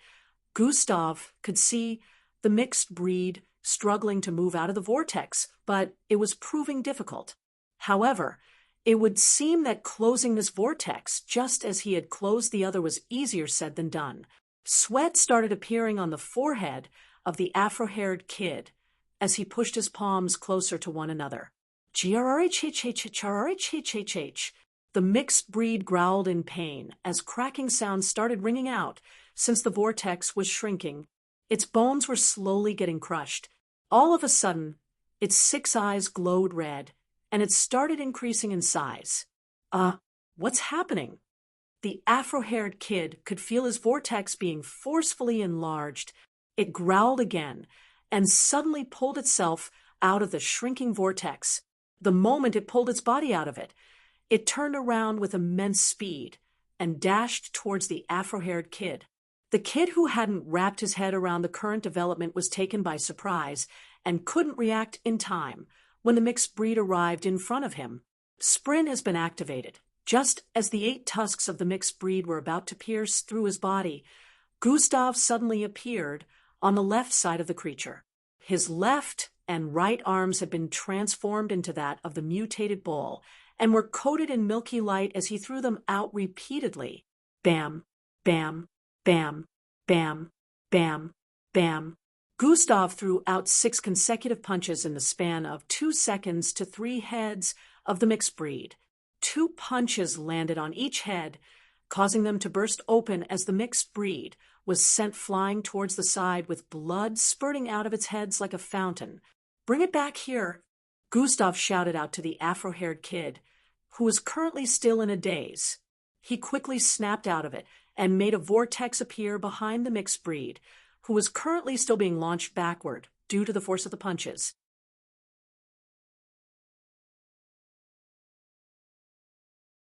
Chapter 234. Trahayik. The mixed breed got sucked in and appeared right in front of Gustav again. Bang, bang, bang, bang, bang, bang. Gustav threw out punches consecutively towards the body of the mixed breed again. Different parts of its body got blasted open as Gustav's punches sent it flying again. Gustav turned to stare at the afro-haired kid and nodded. The kid understood and did the same thing again. Trahayik. Swoman. The mixed breed was sucked in and appeared in front of Gustav again, only to receive another round of punches. This action played out repeatedly for more than 3 minutes before the mixed breed finally breathed its last. Plop! Its body landed on the ground 50 feet away this time, since no vortex was opened up. From the start till finish, the mixed breed could not touch a single hair on their body due to the duo's perfect coordination. Even though it went berserk and its strength increased, it was still unable to fight against them properly. You have killed a level 10 abominable mammoth mixed breed. Plus 20,000 EXP. Good job. I'm taking the body, Gustav voiced out, and walked towards the corpse of the mixed breed after seeing the system notification. He was glad this kid was around. If not, it wouldn't have been easy to deal with the mixed breed after it went berserk. Incapacitating it and letting it receive beatings without it being able to fight back was what made it easier to deal with. No problem, the dark-skinned, afro-haired kid replied and stared at Gustav as he approached the corpse. Gustav brought out a button from underneath his sleeves and extended it towards the corpse. Sing. The corpse of the mixed breed disappeared with a flash of bright blue light. The afro-haired kid introduced himself as he approached Gustav. "What about you?" he asked while standing behind him. "Gustav," Gustav answered while turning around. "Can we work together?" He proposed. "No, I'm not a fan of moving in groups," Gustav responded bluntly while turning around to leave.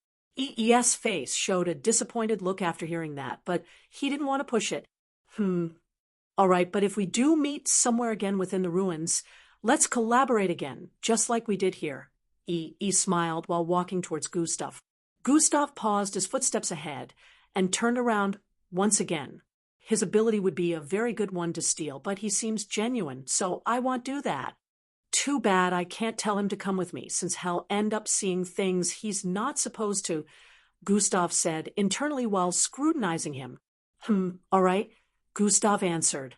E smiled and stretched out his hand. "Then it's a deal," he proposed. Gustav also reached out his hand and shook that of E before turning around and dashing forward. Swoosh! In a few seconds, he had disappeared far into the dimly lit passageway ahead. Just as Gustav left, the participants on the other side had already slain the mixed breed. The girl with indigo-colored hair had golden-colored blood all over her body as she held onto the fox-like head of the mixed breed. Even though the head was the size of half her body, she was able to lift it with just a single hand. Ha ha ha! She laughed like a crazed maniac and threw the head forward. Plop, plop, plop, plop. The head rolled down the stairs, and blood oozed out of it, causing a long trail of blood to be formed on the stairs. She turned to look behind her, and noticed the other participants panting heavily. Some of them even had injuries on their bodies. About 20 of them had assisted in killing the mixed breed. Still, she was the one who landed the final attack that decapitated the beast. Even though the rest had tried, they were unable to cause so much damage like she did. You're all weaklings. Ha! So long, losers! She voiced out while staring at them before turning back around and dashing down the rest of the stairs. Those two went that way. Humph! She voiced out with a disgruntled look and turned to head left. Swoosh! She was also moving quickly and had covered over 100 feet in a second. She arrived at the spot where the battle between Gustav and the mixed breed had taken place. She noticed the green bloodstains on the ground. Looks like they had a battle here, she muttered. She noticed no red bloodstains, and they instantly realized that they must have defeated the mixed breed they came into contact with. Those two are definitely strong, being able to handle a level 10 mixed breed on their own. But I'm stronger. Her hair floated upwards as she spoke. Now, which way to follow? She could see different ways on the right, left in front of her, separated by the rock-like walls. She turned towards her left and dashed into the second passageway on the left side. Zwoosh! Other participants at the moment were arriving at the bottom of the stairs and started separating into different directions. Some went right, some left, and others moved forward. There were hundreds of passageways on every side, and no one knew where they led to. After about an hour had gone by, every single participant had managed to make it into the underground ruins and was currently exploring for the grand stones. Battles occurred in random locations, but the participants were able to deal with the mixed breeds they encountered at the moment because most of them were moving in groups. Back at the stairway area where all the participants passed through, a silhouette phased out of a pillar-like rock in front of the stairways. Hee. So many fresh meat. A slurping sound reverberated across the place as an eerie voice rang out. What a time to be alive. I will enjoy myself to the fullest. The silhouette turned towards the left and starting moving in the direction of the last group that came in.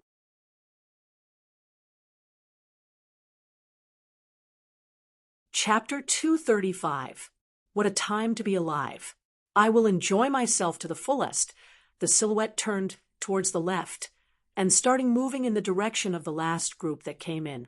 In an unknown part of the ruins, several weird-looking creatures that didn't look like mixed breeds started appearing out of the woodworks after sensing the presence of intruders in their domain. Some looked humanoid, while others were nothing like humans. Eskekerechechech. A loud, sharp sound echoed in a dark place where a rock was positioned within a large hole on a massive wall. This may finally be my chance to get out of this place. A voice responded from the circular rock. In another part of the ruins, Gustav arrived at a place where small housing structures constructed from rocks could be seen. This was an open area where walls and passageways could not be seen. Only the ceiling area had pointy rocks protruding from them and some pillar-like rocks that extended from the top to bottom. Apart from that, the area was pretty cleared up, unlike the places he had been passing through. Overall, the area was still dimly lit. However, due to the spaciousness, it was a little bit brighter than other areas. Step, step, step, step. 7 small houses built from the rock fragments were underneath the ruins. As Gustav moved forward slowly, he noticed that some of 3 small houses were built on the wall surface at the far edges of the area. It was as if the usual many pointy rocks that extended from the ceiling to the ground had been cleared up to build these structures. Gustav sensed movement thousands of feet away from where the first small house could be seen. God eyes have been activated, just as expected. The houses belong to convicts. Gustav instantly became on the alert moment. He saw through the house in front. Hiya, one of them has arrived. A loud masculine voice was heard coming from the house in front. Step, step, step, step. Gustav had already paused his footsteps after noticing this figure. So the sound of footsteps was coming from this particular figure. It sounded heavier than Gustav's footsteps. Swish! The leaves covering the entrance shifted, and a large humanoid figure came through it. This person was so large that he was as tall as the house he stayed in. He had a triangular-shaped green head with one large black eye. He had no mouth, neither did he have a nose. His body resembled that of an ape with whitish furs. Gustav's current height was approximately half of his. Not only was he tall, but his figure was huge. Step, step, step, step. His steps were extremely loud and got louder as he approached Gustav. He isn't a mixed blood. Gustav could see the difference between his energy and that of mixed blood since God eyes were still activated. Since he also isn't a mixed breed, that means he's an alien. Gustav instantly came to a realization as his guard was raised up once again. Host has made contact with Arcanade species. Language translation isn't needed since species is currently using a language that host can understand. The system notifications that popped up in his line of sight further confirmed his speculation. I have no idea how the power levels of aliens are. I literally have no knowledge of them, and I don't know what to expect. I should prepare to use all my strength just in case. Just as Gustav was preparing himself for a fight, he sensed movement from up ahead again. Step, step, step, step, step, step. Creatures similar to the one walking towards Gustav walked out of other similar houses. They were shorter than the one closest to Gustav and also had different body proportions. However, they literally looked the same. They moved towards the largest and stood on his sides and behind him. 7 of them were now walking towards Gustav. This doesn't look good. Once I trade blows with them, I'll know if I can win. If I can't, I'll have to combine dash and sprint to get out of here. Gustav's body started transforming as he made this decision in his mind. In the process of channeling his genetic transformation, energy container, and atomic disintegration bloodlines, the 7 creatures in front of him paused in their tracks. Did you guys sense that? The largest creature in their midst spoke. Lord Guara, are you talking about the energy coming from that kid? One of them asked for the side. What else do you think I'm talking about? Idiots. He answered with a slightly annoyed tone. Gustav, who was still channeling his bloodlines, wondered why they had stopped moving. Nevertheless, he still kept channeling his bloodlines. His body had bloated, becoming more than 7 feet in height. 3 inches tusks grew out of his thighs as they became very muscular. Long, sharp claws and tusks grew out of his toes and his right arm. His left arm became red in color with long, sharp claws coated in silver-colored energy. But even with his current height, he was still shorter than they were. Oh, wait, great sub-parallel being, we do not wish to go against you. The largest creature in their midst voiced out before Gustav could charge into them. Wait, what? The instant that statement was mentioned, Gustav's mind went back to what he always saw on the system panel. Sub-parallel being. My class. Gustav instantly remembered this as the words in front of the class when the system displayed his stats. What do you mean? Gustav asked, while slowly transforming back into his usual self. He could sense that their hostility instantly disappeared after witnessing his transformation. We do not wish to fight against you, the creature replied again. Why? What made you change your minds, and why did you mention the words? Sub-parallel being, Gustav asked in quick succession. Because you're a sub-parallel being, and we can't go against you, the large creature answered again.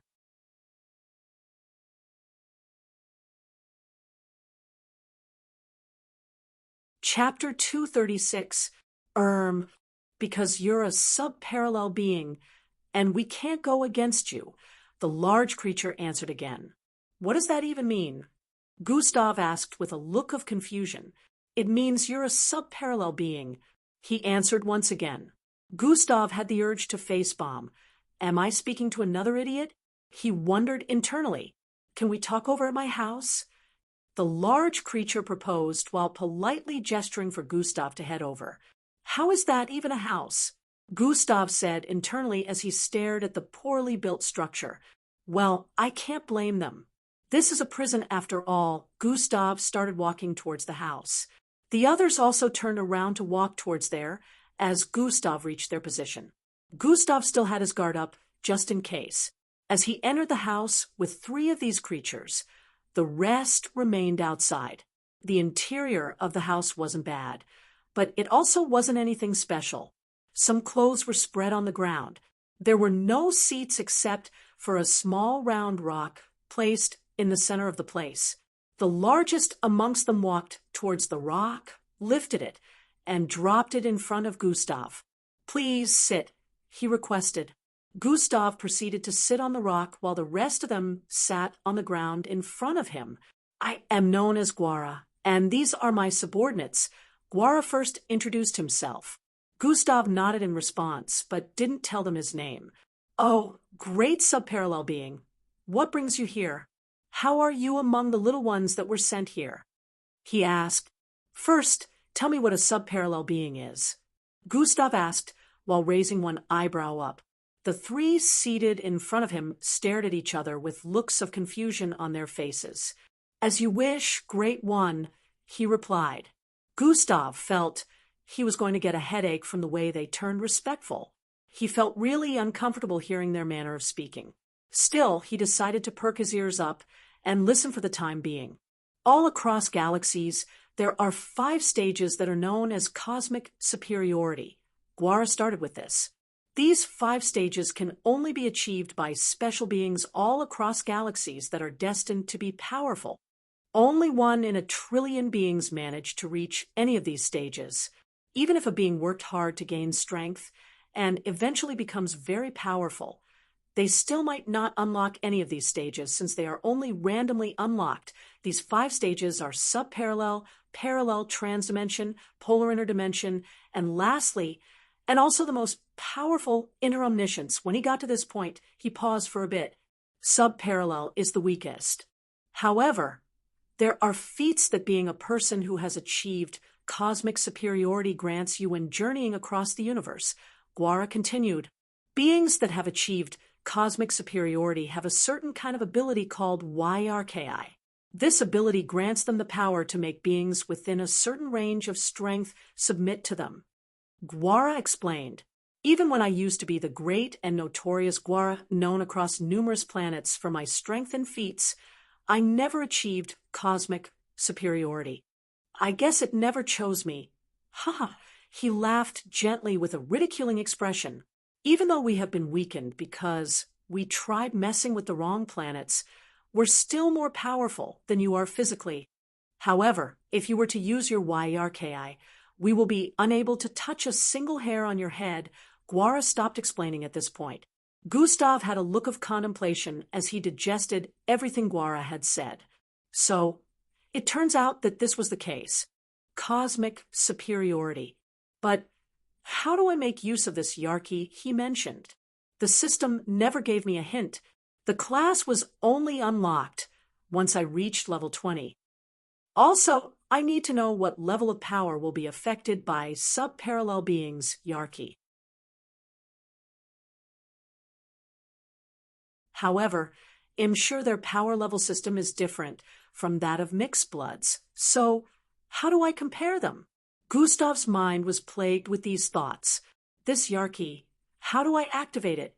Gustav asked. No idea. I have not achieved cosmic superiority, so there's no way for me to know. Wait, how come you don't know how to activate your own power? Guara asked. Maybe you're mistaken, and I have not achieved cosmic superiority.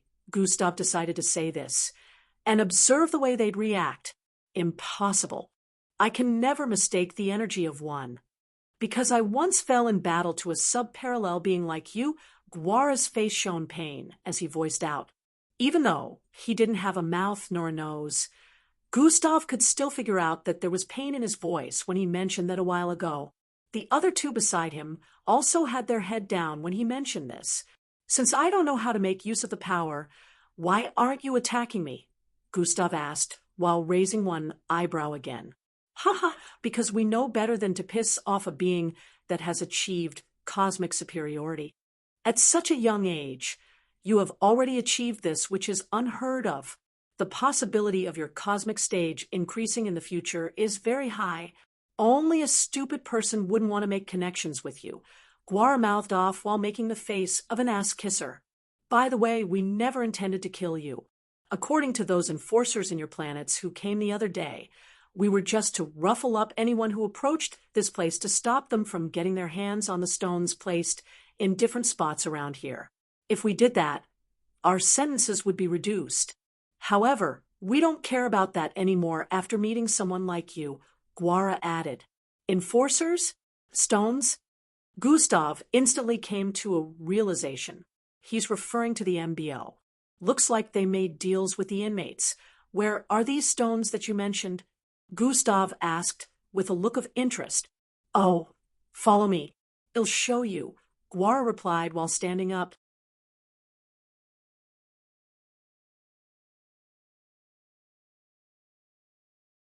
Chapter 237. Where are these stones that you mentioned? Gustav asked with a look of interest. Oh, follow me.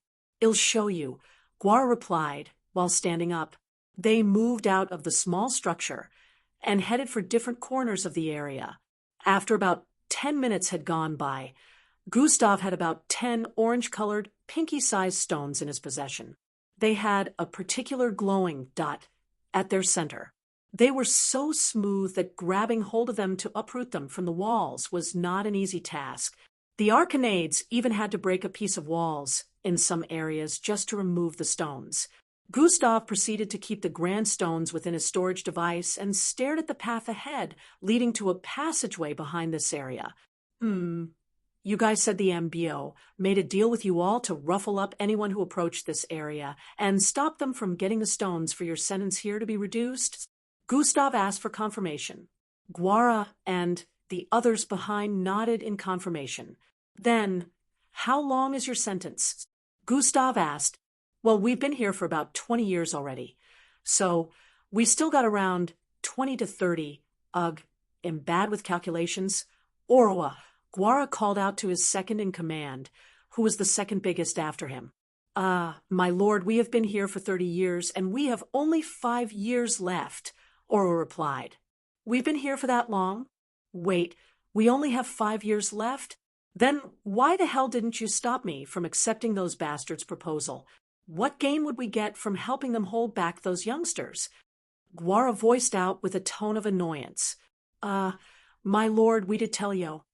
Guara interrupted Orwa before he could complete his statement. Shut up, you idiots! I'm the only one speaking, Mael. Death glare. Orwa quickly kept quiet the instant he noticed Guara's glare from the front. What exactly did y'all do to get a 35-year sentence? Gustav was quite surprised that they had been here for that long and hadn't lost their sanity. It had been about 3 hours since he arrived here with the others, and he was already starting to feel weird. He couldn't imagine staying underground without being able to leave for up to a year. Despite that, these bunch had been here for 30 years already. Ha ha! Well, we tried stealing something of great importance to your planet. Guara laughed lightly as he explained. If we had succeeded, we could have sold it to another planet and lived the rest of our lives in wealth and prosperity. However, us succeeding would have left your planet defenseless, giving other planets the opportunity of finally launching an attack against your planet. Without that thing, the chances of other planets successfully invading the Earth would be increased. Ha ha! We're lucky we didn't get the life imprisonment sentence, Guara explained and concluded with another light laughter. I wonder what that thing is. With that level of importance, they should truly have been imprisoned for longer, since their success would have jeopardized the entire Earth. I wonder why they received a lighter punishment, Gustav wondered, forgetting that just a while ago he mentioned that their sentence was too high. Guara seemed to have guessed what Gustav was thinking about and proceeded to say, "Those bastards looked down on us. They knew we never stood a chance, so they're giving us such a small sentence, knowing that we're harmless, and even if we tried it again, we wouldn't succeed." Gustav could sense the annoyance in his tone when speaking. He could already tell that he was referring to the MBO. "I see, so 5 more years." Gustav figured that they must have learned the human language before coming to Earth for their operation. "How did you guys manage to live for 30 years underneath this hole without losing your sanity?" Gustav asked. "Haha, as long as I have my subordinates, I can stay in this hole for up to 100 years, Guara replied with a burst of light laughter. "Companions, Gustav said internally while giving a low sigh. "Our sentence is nothing compared to those who have been doomed to spend eternity in this hole due to their heinous crimes," Guara said with a depressed look. "It was nice chatting with y'all. I'm leaving now," Gustav said while turning around to leave. "Hold on, great subparallel being," Guara called out to Gustav, who responded by turning around to listen. "You have to be careful out there. As you're leaving our territory, you'll be meeting some other inmates who have been here longer than we have. Some of them have already lost their minds. So, even though they have been given the offer to ruffle you youngsters up and prevent you from securing more stones for their sentences to be reduced due to their twisted minds, they will attack with the intention to kill," Guara warned. Gustav didn't need to be told this. He already knew that he'd be encountering crazy folks here and was prepared for it. Good thing the MBO did not plant cameras everywhere. "I might finally be able to go all out. For reasons unknown," Gustav could feel a rush of excitement from within when thinking about this. Although the Arcanades were truly stronger than he was physically, they had no idea that he had multiple bloodlines. Gustav suddenly remembered something Guara had just mentioned. "Did you say territories?" "Yes, this is the Arcanades' territory, and we would fight a bitter battle to the death with any other species that try to trespass. Other creatures here also have their territories, which I am sure are places you need to visit to get more of those stones," Guara explained. "After leaving here, you'll arrive in the territory of another. There are also many passageways that lead to different places that are inhabited, so finding the places where the stones are kept without a map might get you lost," Guara added. "A map? True." Gustav's face shone realization as he remembered that a backpack had been strapped to his back all this time. "I didn't even remember to check," Gustav said internally as he unhooked the bag from his back.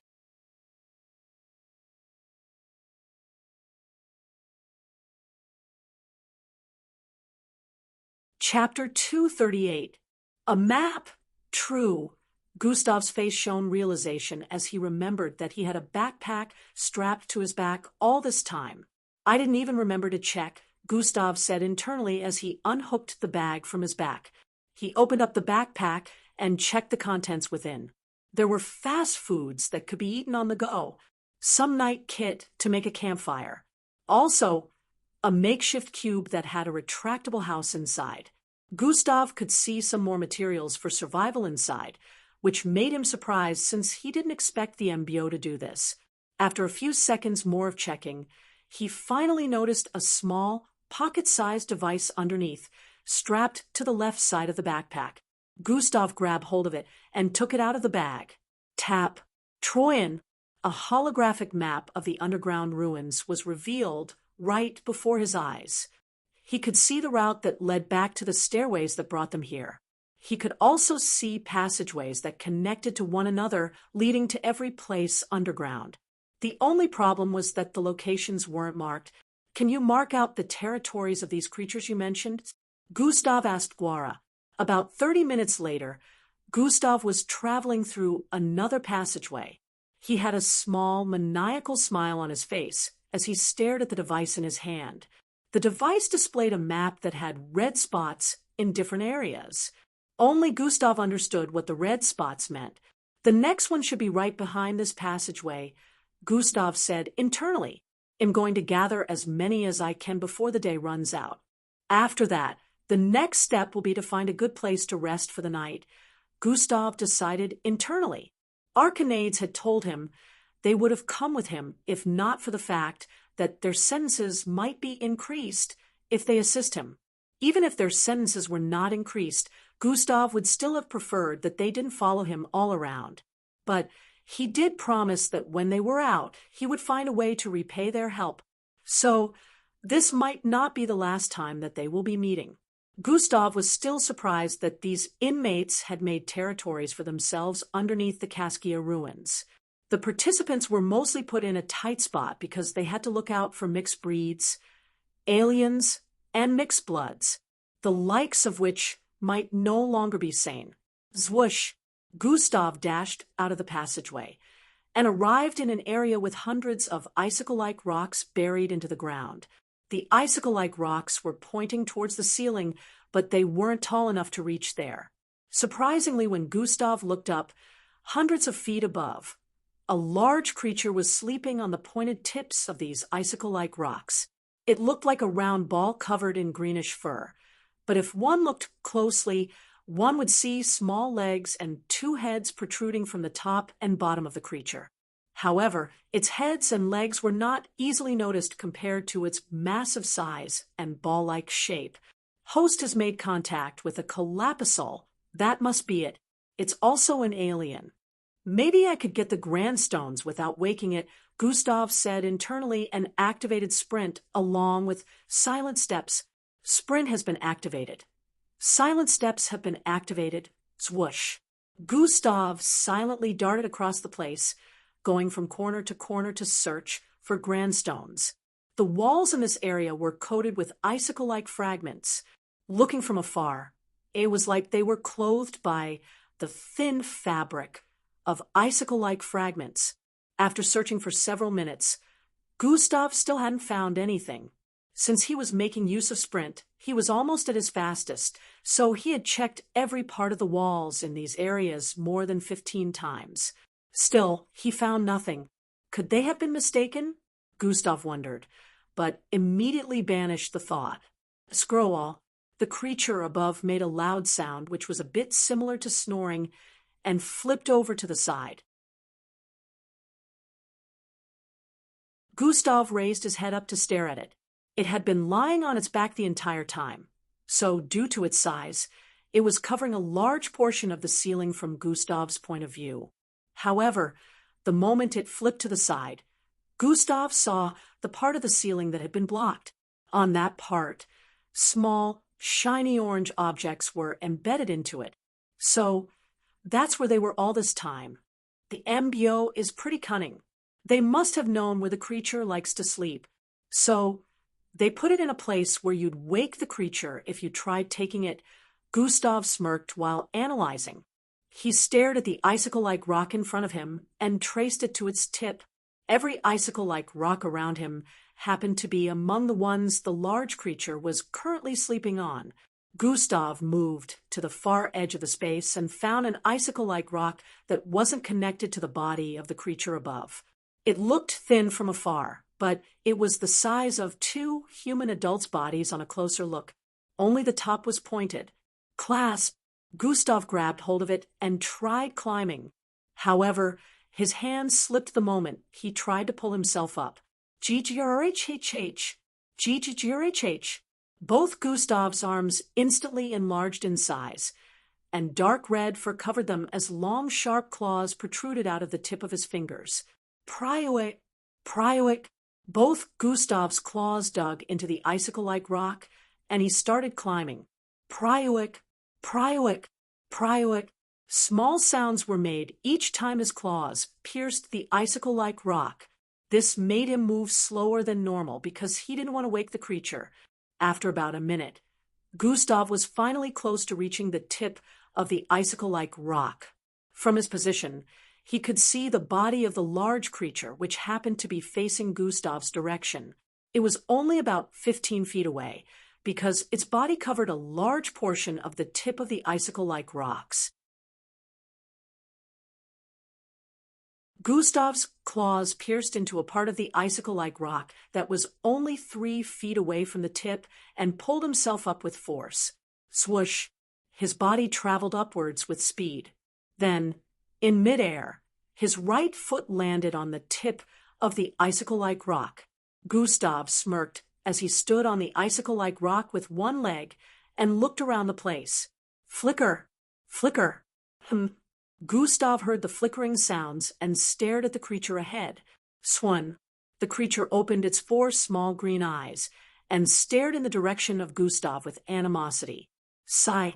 I thought I was silent enough, Gustav said internally while staring back into the eyes of the huge creature. He figured his claws piercing into the icicle-like rock repeatedly had slowly brought the creature out of its slumber.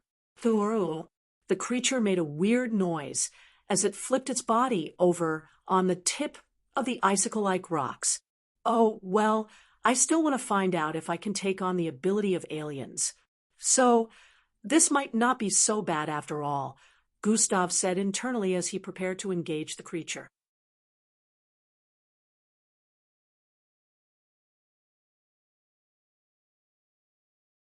Chapter 239. He figured that his claws piercing into the icicle-like rock repeatedly had slowly brought the creature out of its slumber. The creature made a weird noise as it flipped its body over on the tip of the icicle-like rocks. Oh, well, I still want to find out if I can take on the ability of aliens. So, this might not be so bad after all, Gustav said internally as he prepared to engage the creature. Gulp. It's been long since I tasted flesh. So, you're finished, Earthling. Although the creature was still making that weird sound, Gustav could understand it clearly. Looks like the system will interpret every alien language to me, no matter where they come from, Gustav thought. The massive circular creature suddenly leaped up and curled itself into a perfect circle where its head and legs couldn't be seen.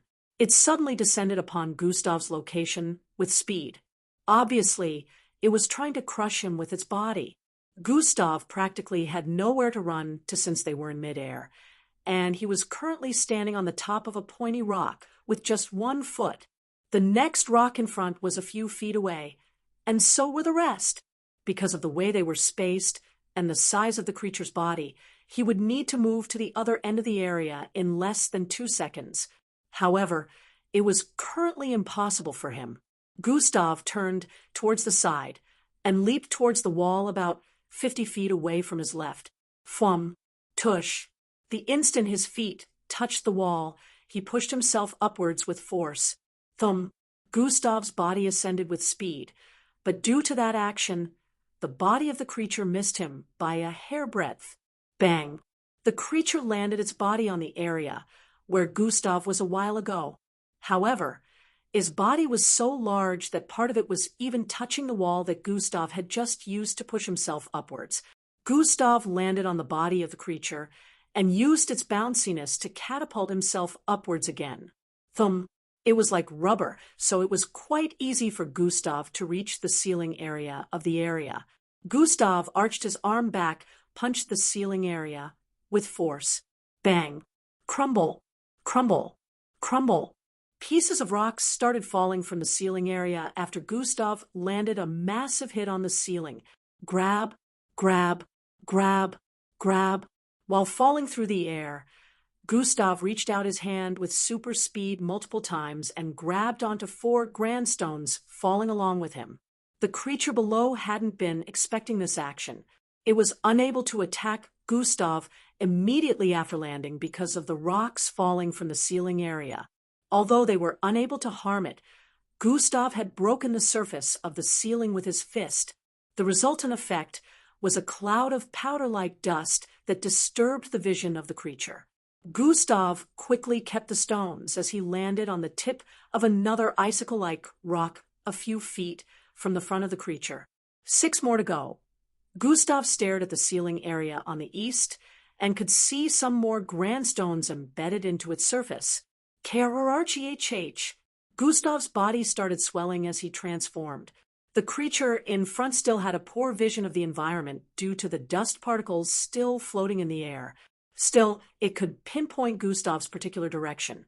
However, it didn't attack him immediately when he sensed the energy his body exuded, but the moment the dust cleared up, swoosh, it noticed that Gustav had already appeared at its front, looking extremely menacing due to his transformation with his fist outstretched. Boom! Gustav's right fist slammed into the body of the creature. But, surprisingly, something else happened. Thrun. Gustav's fist sank into the body of the creature and bounced back. Just as I thought. That's why it's able to sleep on the pointed tips of these rocks without suffering any issues, Gustav said internally before jumping backwards. Thump. As his body traveled backwards through the air, the large creature also leaped forward. Even with its body mass, it arrived in front of Gustav instantly. Bam! Its massive body collided with that of Gustav, sending him flying towards the far end of the space. Bang! Gustav's back slammed hard into the wall.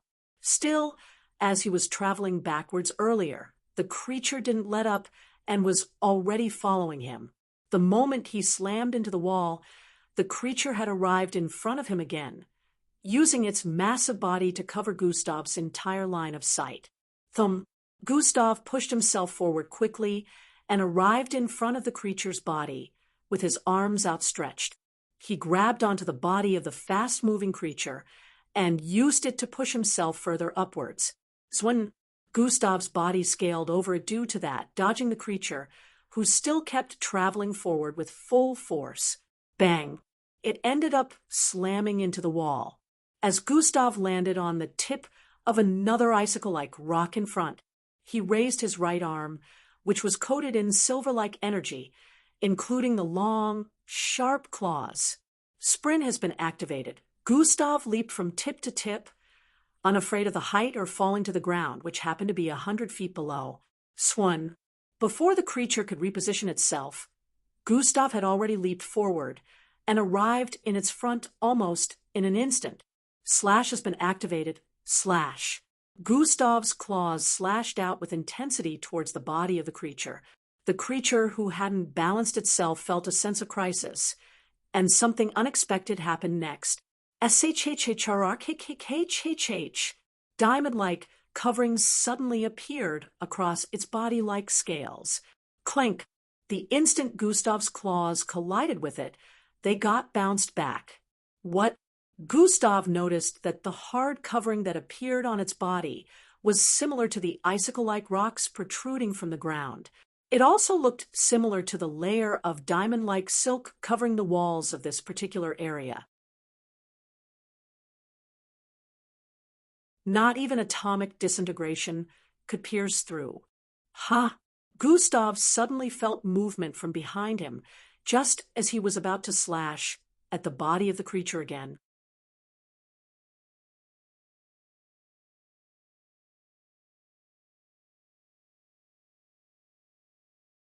Chapter 240. Not even atomic disintegration could pierce through. Ha! Gustav suddenly felt movement from behind him, just as he was about to slash the body of the creature again. The movement of whatever was behind him was so fast that the instant he turned, it was already a few feet away from him. Thwoosh! The large, icicle-like rock behind him had been uprooted from the ground and launched towards him. Gustav's senses had warned him of danger, but it was almost too late. Zwoosh! Gustav moved to the side as fast as he could, but the large, pointy rock still stabbed into his left side. Prioic -600 HP. Due to its large size, it couldn't penetrate thoroughly, so it ended up cutting a large chunk of his left ribs away. Splurt! Splurt! Blood jetted out of Gustav's side as he landed on the next icicle-like rock towards the side.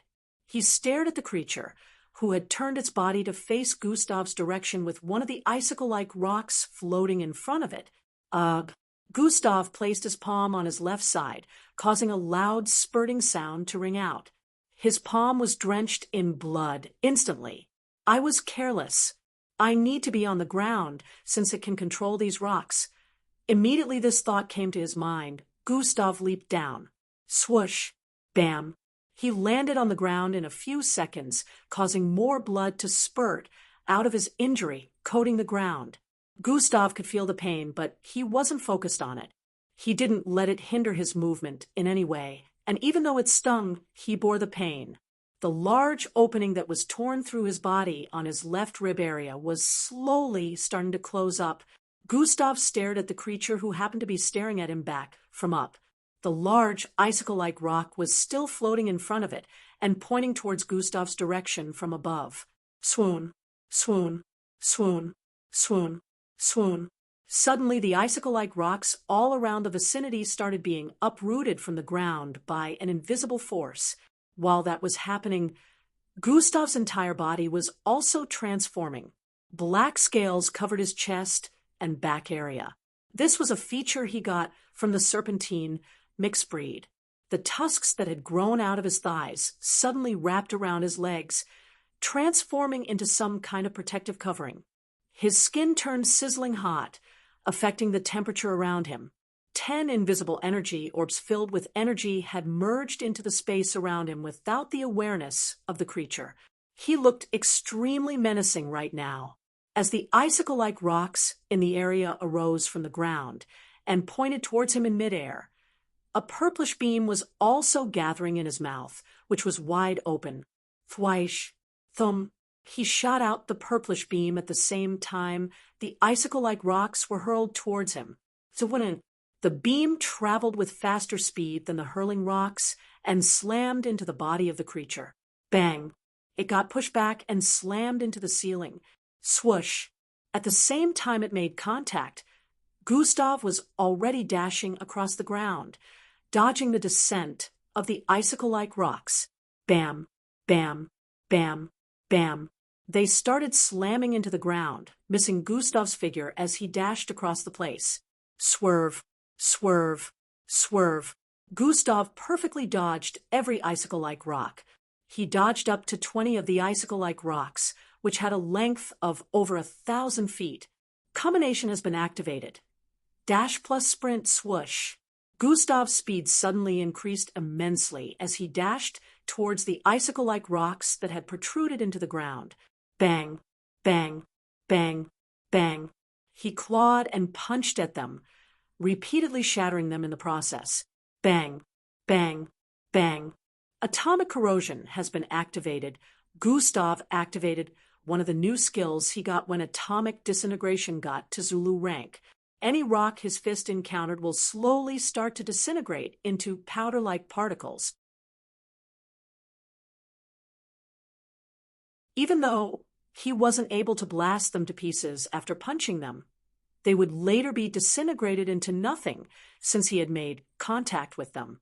The creature reorganized itself after slamming into the ceiling due to Gustav's beam. Even though it wasn't injured, it was still shaken up because the force was immense.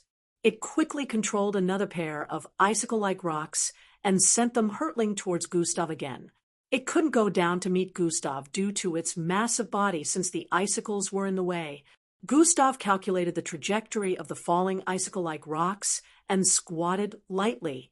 The muscles in his legs and thighs bulged immensely, and the ground below cracked a little from the way his feet pressed against the ground. Super jump has been activated. Thumb. Gustav leaped upwards in a diagonal format and kicked the first icicle-like rock he came into contact with. Swish, swish, swish. Using that force, he traveled from rock to rock in a zigzag-like format while moving upwards. Thumb. Due to the extremely fast speed, the creature was taken by surprise when it saw Gustav appear in its line of sight. There it is, Gustav said internally as his body ascended towards the head area of the creature that was slightly buried into its large body. The creature was unable to react in time before Gustav landed on its head area. Clench. Gustav grabbed onto the head and pulled it out of the body forcefully before throwing his leg at the closed-up mouth of the creature. Bam! The creature made a loud, painful noise as its mouth opened up and started calling back the icicle-like rocks. However, Gustav's next action surprised it. Troyan, Troyan, Troyan, Troyan. About 10 blue, glowing spherical orbs appeared around Gustav. Before the creature could understand what was going on, the orbs flew into its wide-open mouth. Swan. Gustav jumped back down the instant the orbs went in. He nicely dodged the icicle-like rocks that were flying back up as he said a word in his mind. Detonate.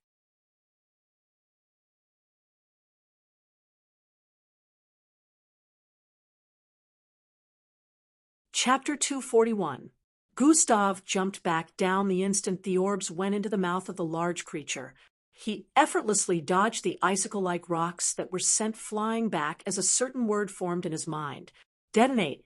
Immediately after the thought came to his mind, the energy inside the orbs within the creature's body went haywire. Instantly, it was accompanied by the sound of a compressed but loud blast. Boom! The creature's body bloated immensely, and its skin cracked as light rays escaped from different parts of its body before it blasted apart. Plush! Plush! Plush! Blood came pouring down like a waterfall as pieces of the creature's flesh were sent flying in all directions. As Gustav landed on the ground, a wave of the creature's blood poured down upon him, dyeing his entire figure in a green-colored liquid. Gustav quickly swerved towards the right, dodging a massive chunk of flesh that landed in his initial position. Plop! It was a continuous shower of blood for about 30 seconds. Gustav couldn't even raise his head to look up until the shower of blood was over. After it was done pouring, Gustav looked up and saw some pieces of flesh being held up by the tip of icicle-like rocks in different parts of the vicinity. The icicle-like rocks in the vicinity had now become scanty because of the destruction during the battle. However, some of them were still standing. Plop! The head of the creature rolled off from the tip of one of the icicle-like rocks and fell 7 feet in front of Gustav. Its mouth was still wide open, but its eyes had popped out of their sockets. Even with the massive size of its body, the Killipesole's head was only half Gustav's height. Underscore, underscore, underscore, underscore, underscore, underscore, underscore, underscore, underscore, underscore, underscore. You have killed a Killipersole, plus 100,000 EXP. Goal completed. Defeat an alien life form, plus 20,000 credits. Underscore, underscore, underscore, underscore, underscore, underscore, underscore, underscore, underscore, underscore, underscore, underscore. So many rewards for defeating this alien. Gustav stared at the system notifications as he walked towards the head of the creature. He understood why the rewards were so high. After all, this was the first time he fought a creature that put him in such a tough spot like this. His left ribs area still had a hole due to the successful sneak attack of the creature. Although it had almost healed up completely, Gustav arrived in front of the head and squatted. He reached out his hand towards it. Let's see if this will work. Gustav's hand made contact with a particular spot on the head. Contact with Killipesole's corpse has been made. New system category created. Alien life forms. If host wishes to take the form of the Killipersole, several body parts need to be gathered. Gustav retracted his hand after seeing the system notification and started dashing across the place. He picked up as many body parts as he could and placed them beside the head. He did this severally until he gathered a pile of body parts half the height of a person. Gustav placed the creature's head on the pile of body parts, retracted his hand, and made contact again. Contact with Killipesole's corpse has been made. Does host wish to add form of Killipersole to the newly created category alien life forms? Yes/NO. Gustav smiled as he saw the system notification. Yes, underscore, underscore, underscore, underscore, underscore, underscore, underscore. In other parts of the underground ruins, every group formed had faced one foe or another while traveling from one place to another. Most had faced mixed breeds since the place was practically overrun by them. At every turn or area, There would always be mixed breeds. Sometimes the mixed breeds moved in groups while others had territories where they stayed together. During the 5 hours that they had spent in here, a group was nearly wiped out due to running into a pack of mixed breeds. Luckily for them, these mixed breeds were the territorial types. Once the group managed to escape the range they considered their territory, they were safe. However, they had noticed that a person from their group was missing. Since they had almost lost their lives a while ago, the group was not willing to go back and face the mixed breeds again. So they ignored that and easily forgot about the person. Since the group was created randomly, they had no emotional attachment to one another, making it easier for them not to feel remorseful. Back in that territory, a silhouette phased through the wall while holding onto the decapitated head of a young girl. The girl had brown-colored hair and was obviously a beauty, but her eyes were extremely wide. Looking at the facial expression of the decapitated head, it was obvious that she went through something horrifying before her death. Slurp, slurp, slurping sounds reverberated across the vicinity. The silhouette lifted the head that was still dripping with fresh blood towards its mouth area. "Thanks for the meal. Slurp." It voiced out as a wide opening appeared in the middle of its face. A wide set of white, canine-like teeth was displayed. Each of its teeth was the length of an adult's palm. It pushed half of the head into its wide-open mouth before closing it heavily. Crunch! In an instant, the head was bitten into 2 halves, and blood along with brain matter squirted across the place. "Ah, delicious," the creature muttered before munching away. Underscore, underscore, underscore, underscore, underscore, underscore, underscore, underscore, S4, underscore, underscore, underscore, underscore, few kilometers away from the barricade covering the surroundings. A bungalow-sized facility could be seen outside the underground ruins. It didn't look anything special, but officers clothed in sets of dignified-looking uniforms could be seen surrounding it, armed with advanced weaponry. From time to time, convoys would arrive, carrying a set of people who would get down and approach the building. Within the building, the internal structure was entirely different from what could be seen outside. Not only was it larger in size, but it also looked structurally advanced in every way. A rectangular table could be seen in the middle where a group of dignified-looking people sat around. Rays of light converged above the table, forming different holographic images that displayed several spots in the underground ruins. "Are you sure we can't see any deeper than this?"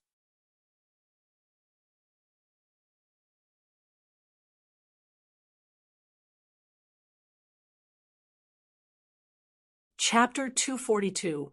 Rays of light converged above the table, forming different holographic images that displayed several spots in the underground ruins. There were about 14 of them sitting around the table, and more empty seats were still around them due to the large size of the table. A familiar figure was among them. "Are you sure we can't see any deeper than this?" one of them asked from the side. "No, sire. The energy waves are more saturated in this environment, causing the disruption of transmission from the hidden cams."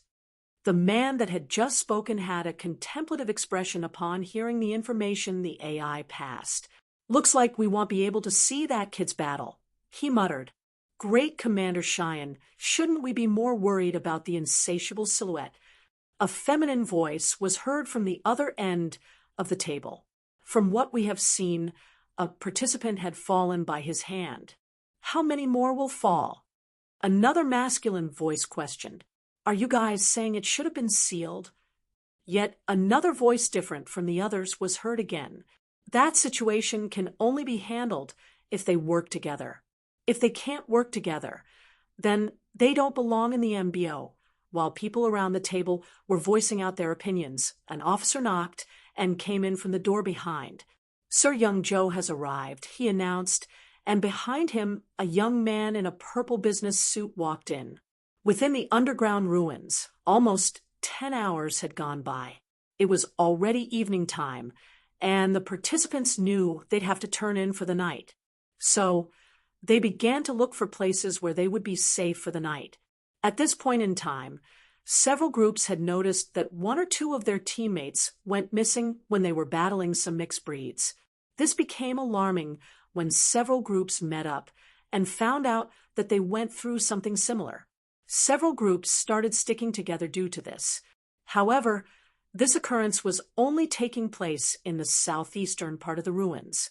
Groups in other parts hadn't faced this situation. Some had come in contact with inmates that they had to battle. In contrast, some had come into contact with inmates that didn't initialize violence upon noticing them.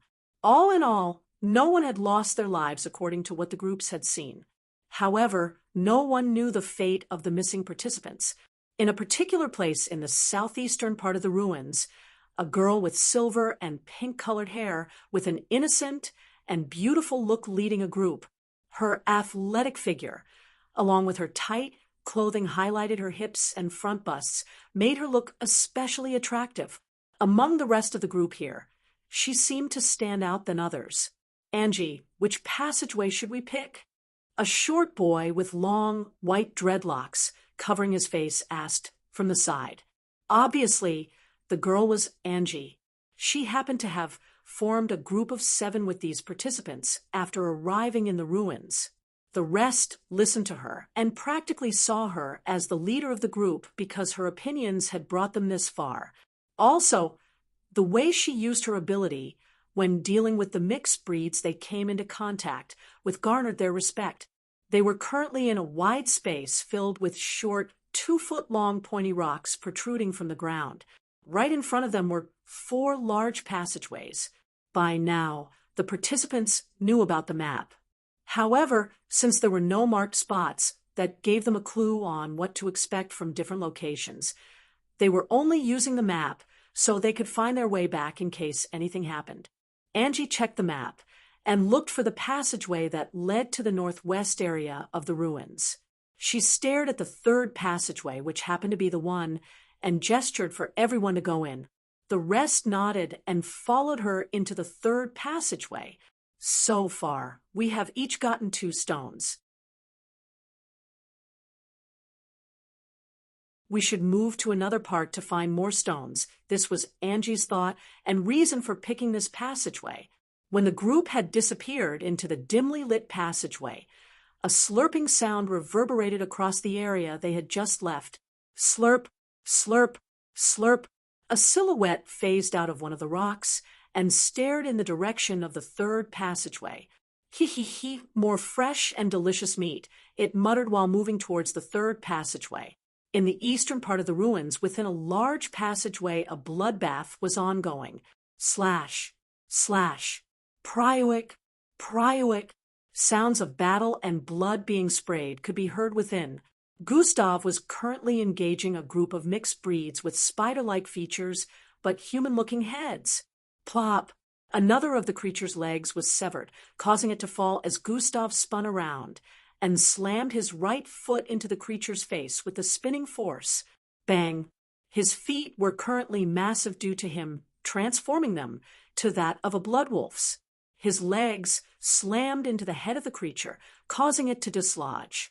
It was sent flying and slammed into the wall on the other side before bursting apart. Gustav didn't wait for a second more. He had already dashed towards another one and was currently pulling its head from its body. You have killed a level 5 Oslyra arachnid's mixed breed. 10,000 EXP. You have killed a level 5 Oslyra arachnid's mixed breed. 10,000 EXP. System notifications kept ringing in Gustav's head as he massacred the mixed breeds attacking him. After about 5 minutes more, the entire passageway was littered with piles of mixed breed corpses. Gustav walked forward, stepping on a pile of corpses and a river of blood that he spilled. Crunch! He stepped on a corpse's head as he walked forward, which burst into pieces. Even though the environment was nauseating and was filled with a stench of death, his unbothered expression didn't change. He came out of the passageway and arrived in another vicinity where Small structures made from stones could be seen. Finally, a place to rest for the night, Gustav thought as he walked further forward.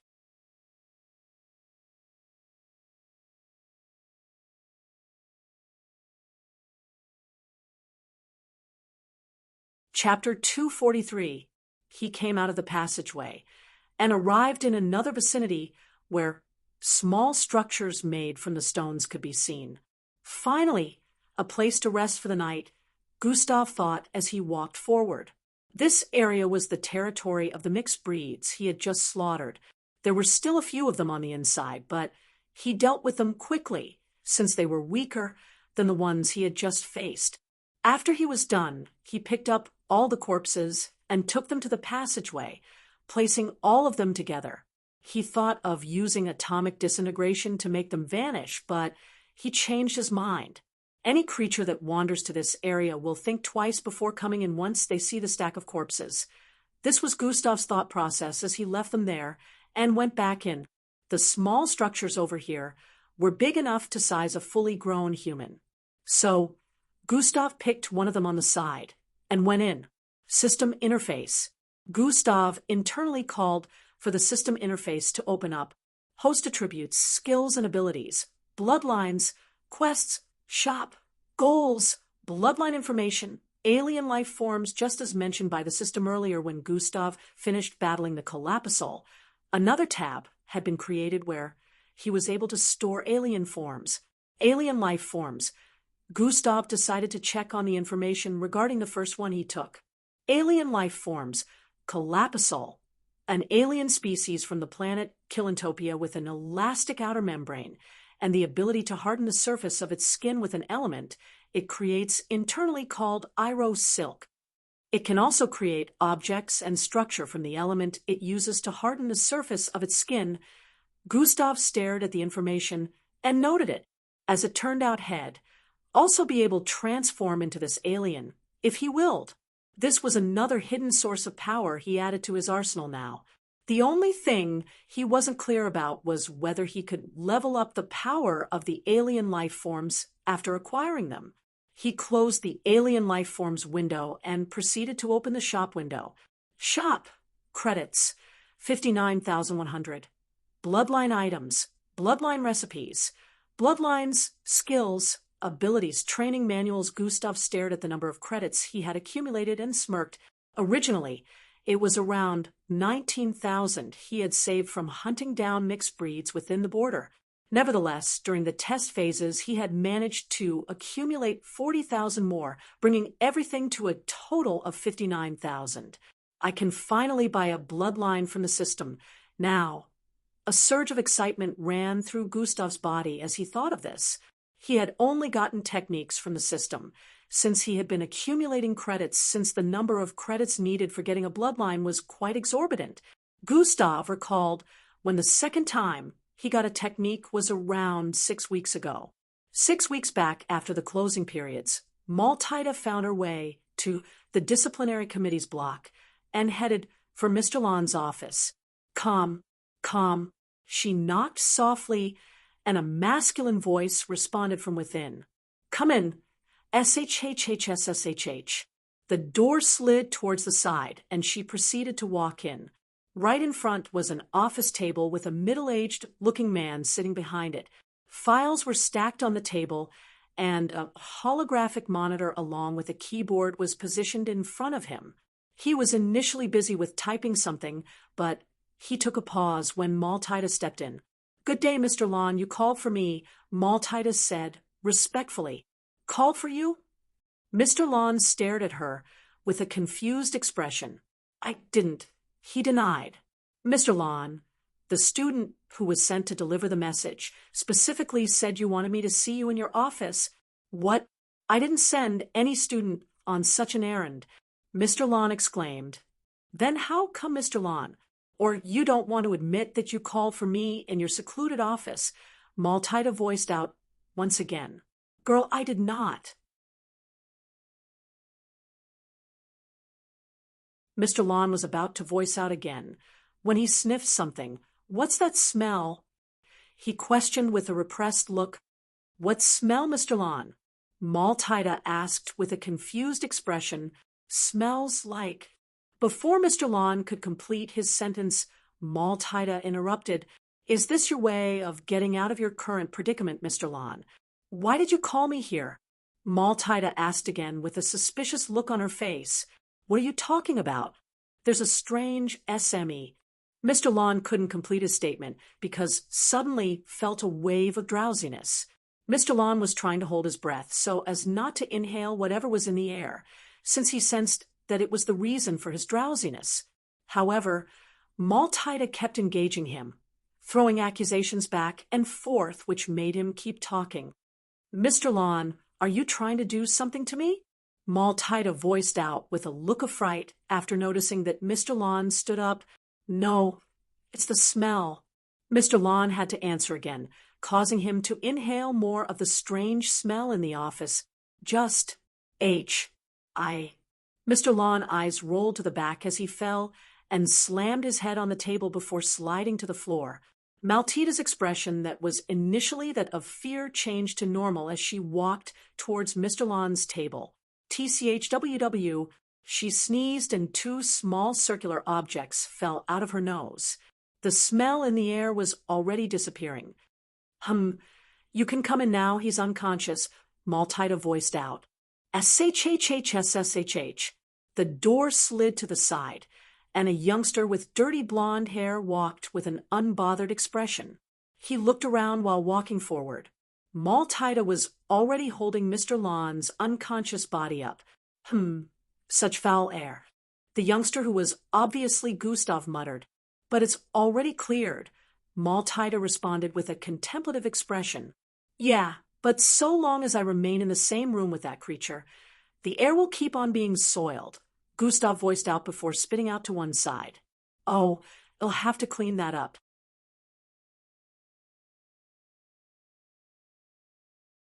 I shouldn't be contaminating the crime scene, Gustav said internally while staring at his saliva a few feet away.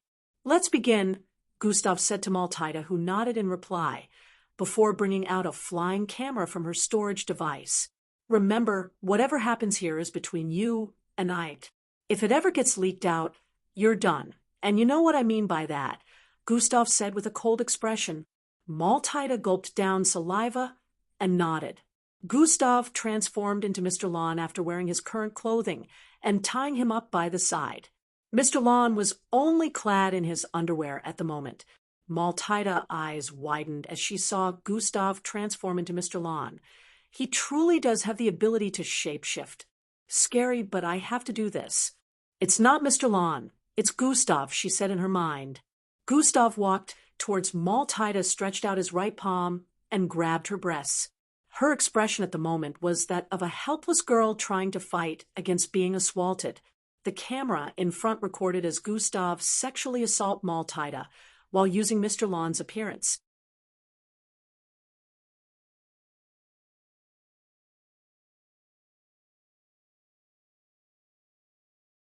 Chapter 244. The camera in front recorded as Gustav sexually assaulted Maltida while using Mr. Lon's face. Inside the structure, Gustav laid on a mattress he brought out from his backpack. Now which bloodline to get? Gustav wondered as he scrolled through the list of bloodlines in his line of sight. Shop, Bloodlines Aqua Adaptation, Grade C 30000C. Adapt to Aqua Life and use aqua-related abilities. Mutated Lizard Transmutation, Grade B 20000C.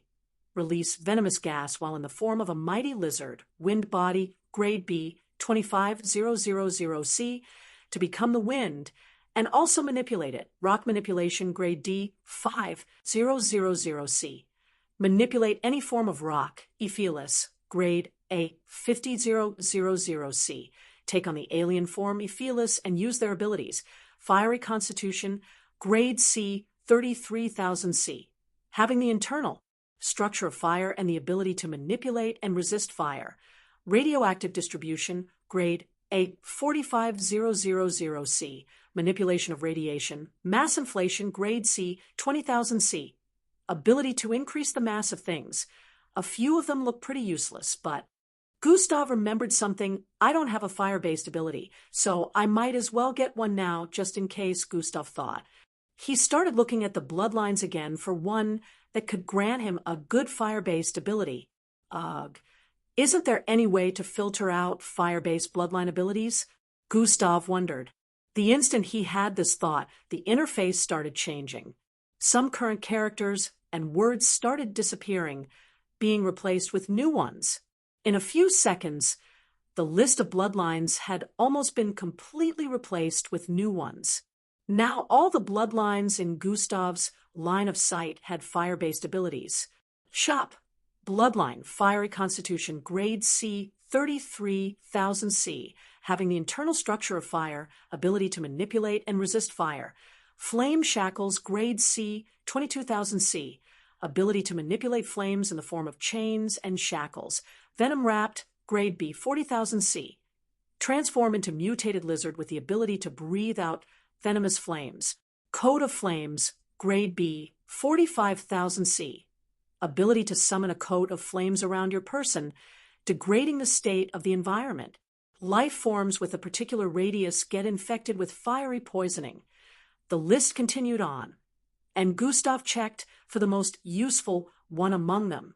After looking through the list of 100 bloodlines repeatedly for about 10 minutes, Gustav began to make his decision based on the information displayed underneath the bloodlines. Venom Wrapped doesn't seem bad, but a Coat of Flames seems to have a better fire-based bloodline ability. It would help well against multiple opponents when activated. With this, Gustav made his decision. By Coat of Flames, immediately after saying this, a system notification popped up in his line of sight. Host has successfully bought Coat of Flames, -45000C, goal completed by a bloodline from shop, plus 10,000 credits, plus 10,000 EXP. Gustav stared at the notifications with a smirk on his face. Coat of Flames will now be installed. Initializing. 1/100%. Gustav stared at the installation bar and waited for the bloodline to be installed within him. During the process, he could feel something flowing into his body. The source was the system, of course. Still, it felt like whatever was flowing into Gustav's body suddenly appeared from an invisible source. While the installation process was ongoing, Gustav decided to distribute the attribute points he got from today's task.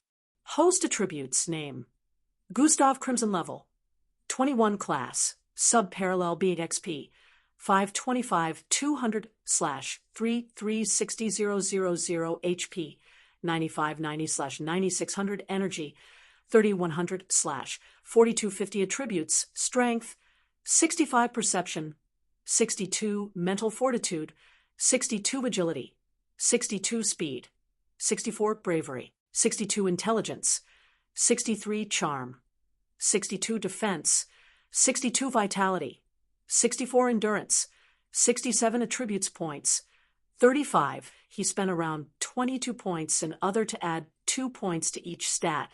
By the time he was done, he had checked the notification bar for bloodline installment and noticed that it was almost done. If I get enough credits, would it be possible to buy every bloodline in the system? If that's possible, where exactly does the system itself get the bloodlines from? This question plagued Gustav's mind. He wished more than anything to know more about the system, but the system was not the talkative or friendly type. The history of their conversations was proof of that. Hey, system, at least answer me. Tell me something about how you came into existence, Gustav asked internally. However, as expected, there was no reply. The system only responded to him whenever it wanted to. Gustav, too, wasn't the type who liked unnecessary banter and conversations. Still, the system was really leaving him with a lot of questions. So, he started devising plans to make the system converse with him. Smirk, we shall see, Gustav said internally. Nighttime came in the Caskia ruins, and the participants stopped moving about after finding places to rest for the night.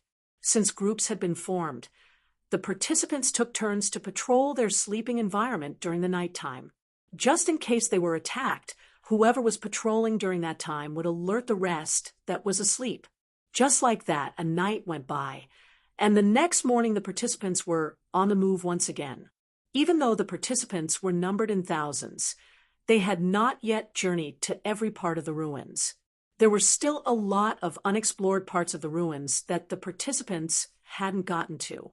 At the moment, lots of participants had managed to get one or more stones and were interested in gathering even more. A few groups still hadn't been able to collect a single stone because each territory they visited happened to be places where powerful creatures they weren't powerful enough to handle resided in. Only a few powerful participants were traveling on their own. These participants felt it below them to join groups and wanted to be untethered and free from any form of burden.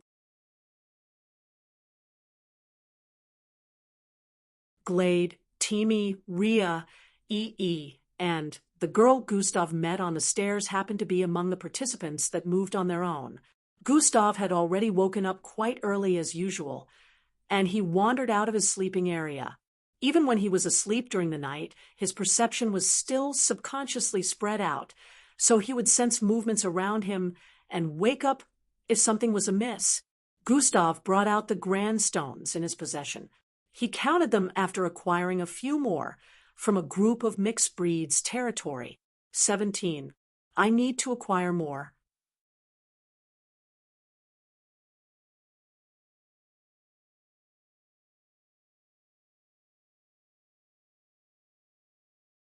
Chapter 245. Gustav brought out the grand stones in his possession. He counted them after acquiring a few more from a group of mixed breeds territory. 17. I need to acquire more, Gustav said internally as he walked within a passageway. Clash, bam, bang, clang. He suddenly sensed a battle up ahead. Since it was pretty far from the current position, the sounds of a collision were practically inexistent. However, Gustav was able to pick up on them due to his perceptive abilities. God Eyes has been activated. Gustav activated God Eyes and instantly zoomed in on the location, which was thousands of feet away. After the passageway that Gustav was currently in, there was a small space that had 6 passageways leading to different places. Within the second passageway was where this battle was ongoing. Finally meeting some. Gustav noticed that this group happened to be battling with many mixed bloods putting on red. This red outfit was the same he found on the humanoid-looking aliens, which signified that they were inmates. Those aliens that were supermassive in size wouldn't have this outfit on. Gustav noticed that the number of the participants group compared to that of the inmates was more, yet they were losing the battle. They were only 4 inmates battling a group of 6. 2 of the participants in the group were battling the supposed leader of the 4 inmates, while the rest battled one-on-one. Key. Brother, what are we going to do with these kids after we've dealt with them? One of them, who had water running down his entire body, spoke as he leaped backward, dodging the slash of the youngster in front of him. What else? We're going to have fun with them. Of course, look at these fresh melons. The inmate who replied was currently battling 2 participants, yet he was able to strike a conversation with ease. The participants group consisted of 2 girls and 4 boys. When they heard the conversation between the inmates, the girls felt uncomfortable, and it affected their fighting capacity a bit. They were reminded that these were hardened, mixed-blood criminals who must have been sentenced here for committing heinous crimes. The boys were incensed and pushed themselves to fight better, so nothing would happen to their teammates. While watching from afar, Gustav could already tell what the problem was. The group was inexperienced with battle. They may have trained in combat and sparred, but when it comes to real-life battles where they'd have to fight other people and their lives depended on it, they were inexperienced. Gustav could see that the inmates weren't much stronger than the participants' group when it came to power levels. However, due to the group's lack of experience, they were losing. Gustav also noticed that only 2 from the participants' group were battling with the intent to kill. He could see that in their strikes and attacks. The rest were subconsciously hesitating due to not having killed a person before, so their attacks were aimed towards causing injury than killing. Grab. The inmate battling two people suddenly made his arms grow larger and grabbed onto the neck of the participant on the right while kicking the one on the left in the guts. Bang! His body traveled across the air and slammed into the wall, while the other one that was grabbed happened to be a girl. Hee, now I got one, the inmate voiced out. The girl tried using her bloodline, which gave her superhuman strength to free herself from his grip. Still, his arms enlarged even more and covered her entire body as he held her in front of himself. Brother got himself one already. Time to get mine, one of them shouted out from the side. Laura. The boy who was kicked earlier on shouted out as big icicles started protruding from his body. Don't come any closer, or she's. While the inmate was speaking, he suddenly sensed something from the left where the entrance of the passageway was located. Zwoosh! A gust of breeze blew past them, and the next thing that happened was, bang! A heavy sound of collision rang out, and the lead inmate was sent flying towards the side with half of his face covered in blood and multiple teeth flying out of his mouth. Everyone looked behind the girl that was held earlier on and noticed a male youngster with dirty blonde hair standing in place with his left arm outstretched. He slowly brought down his fist in a cool manner and stared at the rest. The girl who had fallen to the ground after being released from the inmate's grip turned her head to stare at Gustav's face. Her face brightened up as her eyes sparkled with delight. Beautiful, she said internally. Gustav stretched out his hand towards her. She reached out and grabbed it, and he proceeded to pull her up. I want you and your group to leave. This was the first statement she heard from him. She was surprised by his sudden statement. What do you mean leave? She asked, but Gustav didn't wait to answer. He dashed towards the side and pushed the girl away, dodging an attack from one of the inmates in front. Just go. Swoosh. She only heard his voice, but his figure had already disappeared from her front. The person who had shot out an energy beam from his hand was battling the second girl in the group. He had attacked him because they all paused their battle after Gustav sent their leader flying with a punch. Swoosh! Gustav arrived in front of him and threw out his fist towards the chest of the inmate. His arm transformed into that of the mutated bull as it traveled forward. Still, the instant it was about to make contact, green energy suddenly blasted from the inmate's body. It was practically at point-blank range, so Gustav was unable to dodge. However, he didn't slow down his attack. Gustav's fist still slammed into the chest, but he also received the full brunt of the energy attack.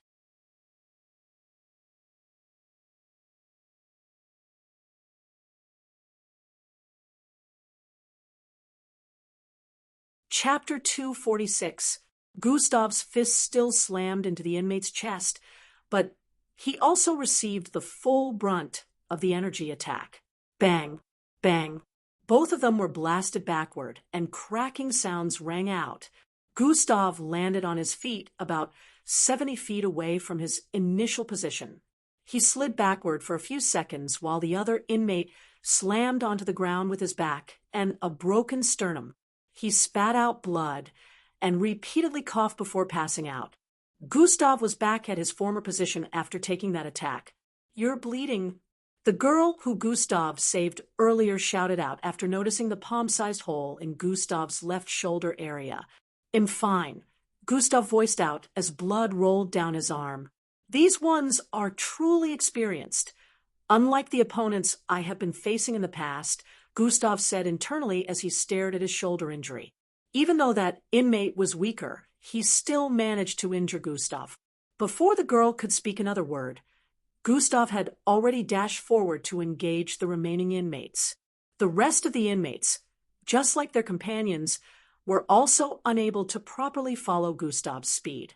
This was a resultant effect of their bloodline abilities getting weakened before being thrown into Kaskia ruins. However, due to their previous battle experiences, they were still able to put up a little bit of fight. Gustav, knowing that he had been careless earlier on and was getting too cocky due to his easy wins in the past, changed his viewpoint. He decided that he would handle future battles with caution from now on. In a few, the remaining 2 inmates were taken down by Gustav, while the group he saved just watched from the side. They wanted to assist him when he was engaging the inmates previously, but not only were they awed by his movements, they also couldn't properly follow his speed, so they didn't know how to attack. "You're still here?" Gustav questioned from up front, where he was standing in front of the last inmate he took down. The group was brought out of their reverie and started thanking Gustav for his help. Gustav just nodded and asked them to leave once again. "Why don't you join our group? We'll let you be the leader," the girl with superhuman strength proposed. "Hey, Laura, leading is not only based on strength." The other guy fighting beside her was not in favor of the idea. "If it is based on weakness, why weren't you able to defeat those inmates yourself?" Laura asked with a tone of ridicule. The guy felt ashamed and was about to retort when Gustav replied, "Not interested." After saying that, Gustav went to grab the bodies of the inmates and stacked them together in a particular place. "Why are you dragging them around like they are dead?" The other girl in the group, who had a binocular on her, "Right," I asked. "Because I am going to kill them," Gustav replied while squatting. The entire group was shocked by Gustav's calmness when he mentioned killing the inmates. He sounded like taking the life of others was just a casual thing to do. Even though these were inmates, some of them still felt Gustav shouldn't kill them.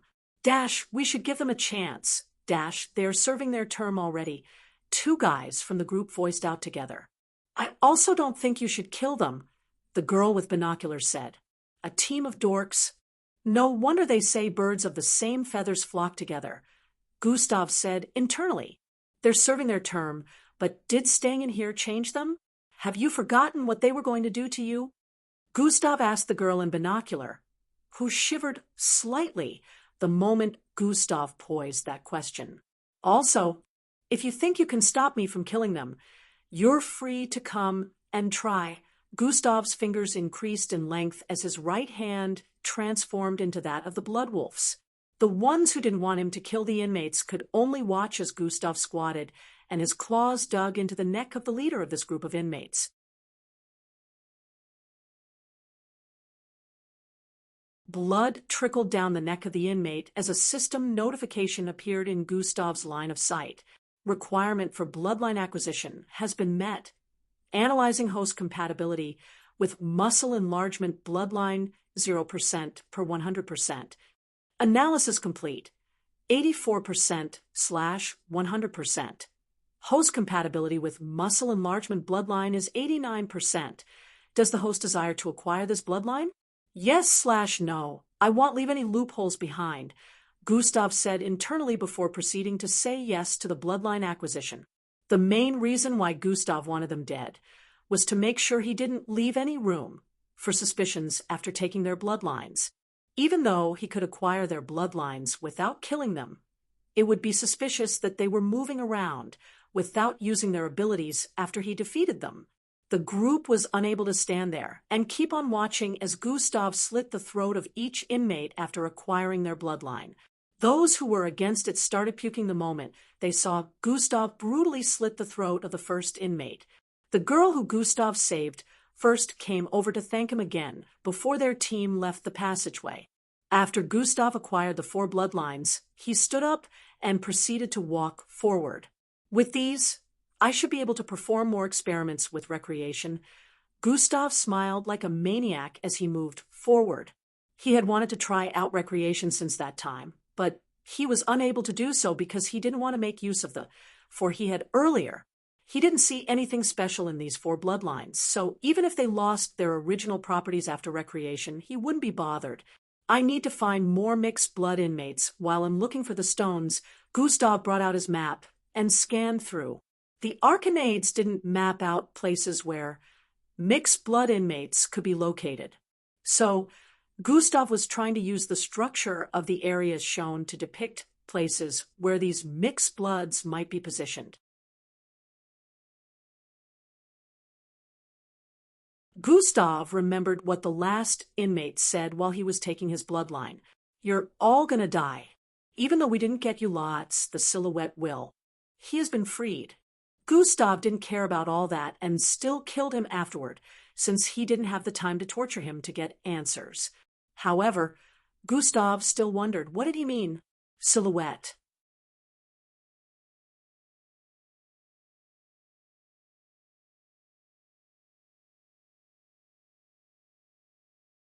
Chapter 247. Gustav didn't care about all that, and still killed him afterwards since he didn't have the time to torture him to get answers. However, Gustav still wondered, what did he mean, silhouette? Gustav started his journey to the places he marked on the map. His plan at the moment was not only to acquire different bloodlines from inmates, but also gather enough grandstones. After that, he decided that he would find a safe place to hide and rest for 2 days while using recreation. In another part of the ruins, Glade and Maltida met up by coincidence and started journeying together. They had gathered a particular number of stones together and split them equally. They reached a certain part of the ruins together after dealing with a bunch of mixed breeds. According to the map, the end of the pathway that led them there was supposed to lead to another place. However, they met with a dead end. There was a large rocky wall in front of them. Still, within this large wall that covered their entire line of sight, there was a large opening where a rocky, square-shaped boulder sat. The color of this boulder was whiter than that of the wall, so it stood out in that particular spot. The boulder was square-shaped. The two girls stared at the wall before them with a confused expression. There was supposed to be a path here. How could the MBO give us a wrong map? Glade said with a tone of confoundment. I don't know, but I feel like there's something strange about this place, Maltida said while looking around. Of course, it's bloody weird. There's a dead end where there's supposed to be a road, Glade said while rolling her eyes before walking forward towards the wall. Glade, I think we should leave. There's no point in staying here if there's no path. Maltida could not help but feel a certain kind of eeriness creeping down her spine. Yeah, we should leave. What's this? Glade noticed the rock in the middle of the opening on the wall and walked towards it. Glade, let's... Hold on. What's this weird-looking rock? Glade could see engravings and weird runic-like drawings across the body of the rock as she moved closer to it. She felt something weird coming from the rock, which made her intrigued. Glade started reaching out her hand to touch the weird rock. Glade, let's go. This place is... I don't know. It just doesn't feel.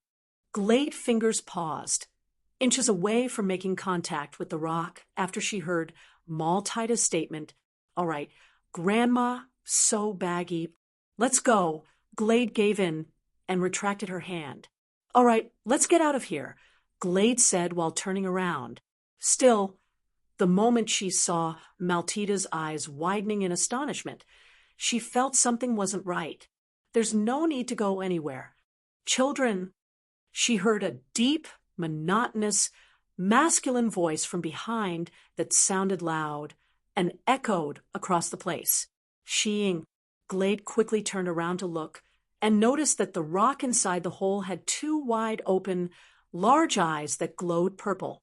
Each eye was comparable to the size of a human head, but that wasn't the problem now. The problem was Glade found herself unable to move the moment she locked eyes with that of the rock. Kneel. Bam. Bam.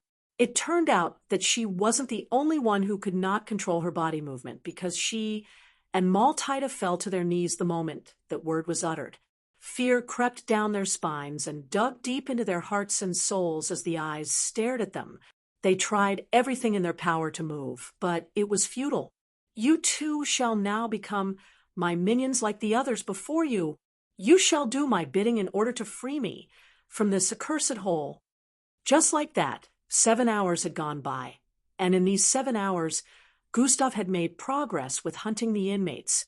He had met 2 hordes of them while moving about. Unfortunately, One of the groups he met had just finished decimating an entire team of mixed blood participants. Gustav, of course, didn't spare a single one of them, and unlike before, he didn't engage them carelessly. Since he noticed them before they did him, he pulled them into a deathly trap to reduce their numbers before engaging them. Gustav would look for areas with concentrated energy, which originated from the initial energy stones that used to be here. He knew that there would be lesser hidden cameras in places like this because they won't be able to function properly. Gustav reckoned that most of these groups that fell to the inmates were being too greedy. The inmates never went too far beyond places where they resided, so these groups could have still escaped if they wanted to. Sadly, they tried biting off more than they could chew.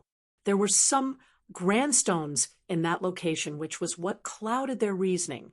The MBO had mentioned that this was supposed to be a survival test phase, which meant surviving here for 4 days was the main goal, while the gathering of grandstones was secondary. However, most of the mixed blood participants had made surviving secondary and gathering of grandstones primary. Gustav didn't feel pity for such parties because he felt that participants that had gotten this far should be able to use their brains and run for their lives when they came into contact with opponents they couldn't defeat. At the moment, Gustav had acquired 8 more bloodlines and 4 more grandstones, increasing the total count to 21. His plan was to gather up to 30 before finding a good place to hole up for the next 2 days, since he had acquired enough bloodlines for recreation purpose. Since his 7 hours journey, he had gotten more information on the silhouette. He found out that even the inmates feared it, since it used to feed on them before it was sealed. However, now it was freed, and Gustav could guess that it was the doing of the MBO. Well, as long as it doesn't affect me, why should I care?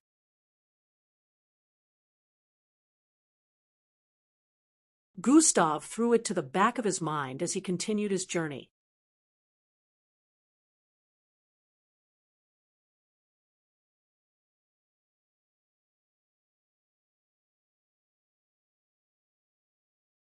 Chapter 248. Well, so long as it doesn't affect me, why should I care? Gustav threw it to the back of his mind as he continued his journey. Good thing that killing mixed bloods now gives me EXP. I don't have to bother hunting down only mixed breeds in another part of the ruins. A group of 6 moved about the place frantically. Jean. Jean. Where the hell are you? Jean. How did she just disappear like that? It's been almost 10 hours. How are we supposed to find her? Angie? The group seemed to be looking for someone. Angie was among them. She paused her steps after dashing across the place repeatedly. We have to retrace our steps, Angie muttered. We'll have to go back to the area we spent the night, Angie proposed. The other teammates nodded in agreement and started turning around. The male participants with white dreadlocks in the group looked around the passageway with caution. Rumors have been spreading around about a silhouette. He whispered softly into Angie's ear. I also heard about it. While looking around the place, I questioned a few of the groups I met, and they said we should leave this area as soon as possible, Angie whispered back. Then we shouldn't be going back, should we? The boy asked with a confounded expression. Don't tell the others. We must find her first before leaving this area, Angie said before proceeding to move forward. The participants behind sighed before proceeding to also move forward. After they had all gone, a silhouette phased out of the wall on the left. Slurp, slurp, hee. To find her means you must find me since she's already within me. Ha ha. The silhouette laughed while rubbing its belly area. You have killed a serial ranked mixed blood. Plus 15,000 EXP. You have killed a serial ranked mixed blood. Plus 15,000 EXP. Gustav was at it again, slaughtering a bunch of inmates that were going against a combination of several groups. This clash was like an ongoing war. Around 50 participants were gathered here battling against these inmates that were over 40 in number. Gustav just happened to meet them while wandering about. To the groups of participants, It felt like he was helping them. However, Gustav was only doing this for his own selfish gains. The crowd was a good cover-up for him to perform his deeds. Gustav noticed that among all the inmates he had slaughtered, none of them surpassed the serial rank. He knew this wasn't their original strength, since, according to the briefing, these criminals were weakened before thrown into this place. He figured. The criminals being sent here were all probably on the same level of strength, which brought him to the conclusion that the government only had the power to reduce the strength of criminals to a particular level. This meant there were other prisons with more powerful criminals who would be beyond the serial ranked level even after they had been weakened. Gustav used his claws to decapitate another mixed blood criminal, causing their numbers to reduce to around 7. At this moment, the mixed blood inmates were started to pull back. They stared at the participants in fear. To be more accurate, they were staring at Gustav in that manner since he had slaughtered a bunch of them single-handedly. Just who is that kid, and why is his strength way higher than the rest? This was the thought of the inmates as they pulled back. There were a lot of strong participants in the combination of groups, but they noticed that Gustav stood out more. This is not just because of the way he fought or his strength, but because he never hesitated when striking a deathly blow. Unlike the others who seemed inexperienced, he was like a pro. No emotions showed on his face when striking down an opponent. Within the building that was a few kilometers from the barricade surrounding the Kaskia ruins, leaders of the MBO from different parts of the world gathered around a table.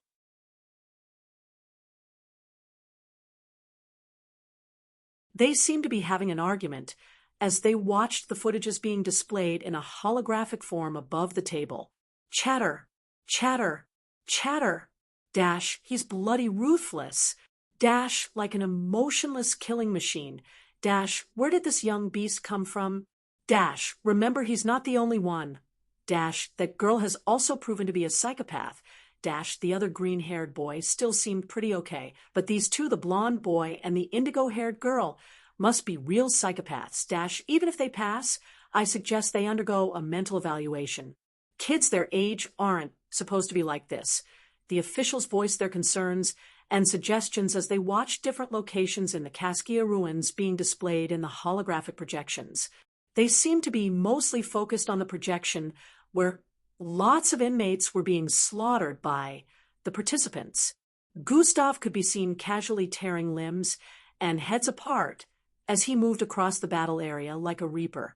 One of the officers in the room, dressed in a more and obviously dignified outfit than the rest, raised his left palm. Silence. The room immediately became silent. We should be celebrating that we have gotten such talented youngsters to participate in the test. He started speaking. So why is it that you lot seem quite dissatisfied? He asked. Silence.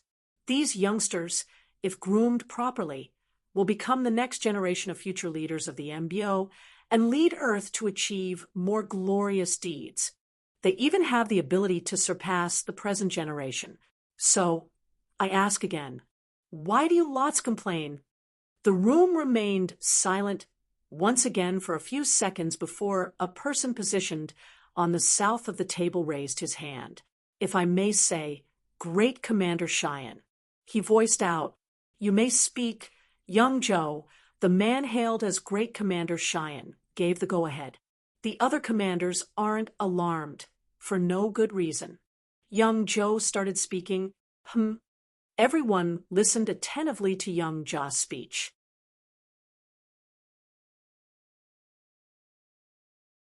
Looking at these two mentioned, particularly the blonde youngster, don't you find it abnormal that they can perform such deeds without the slightest bit of hesitation? Just how much would kids of their age be groomed and trained to be able to achieve such state of mind on the battlefield? Everyone still waited to see what Hangzhou was getting at. The worries of the commanders aren't unfounded because this blonde youngster was trained by someone that you all consider dangerous, young Joe stated. Mutter, mutter, mutter.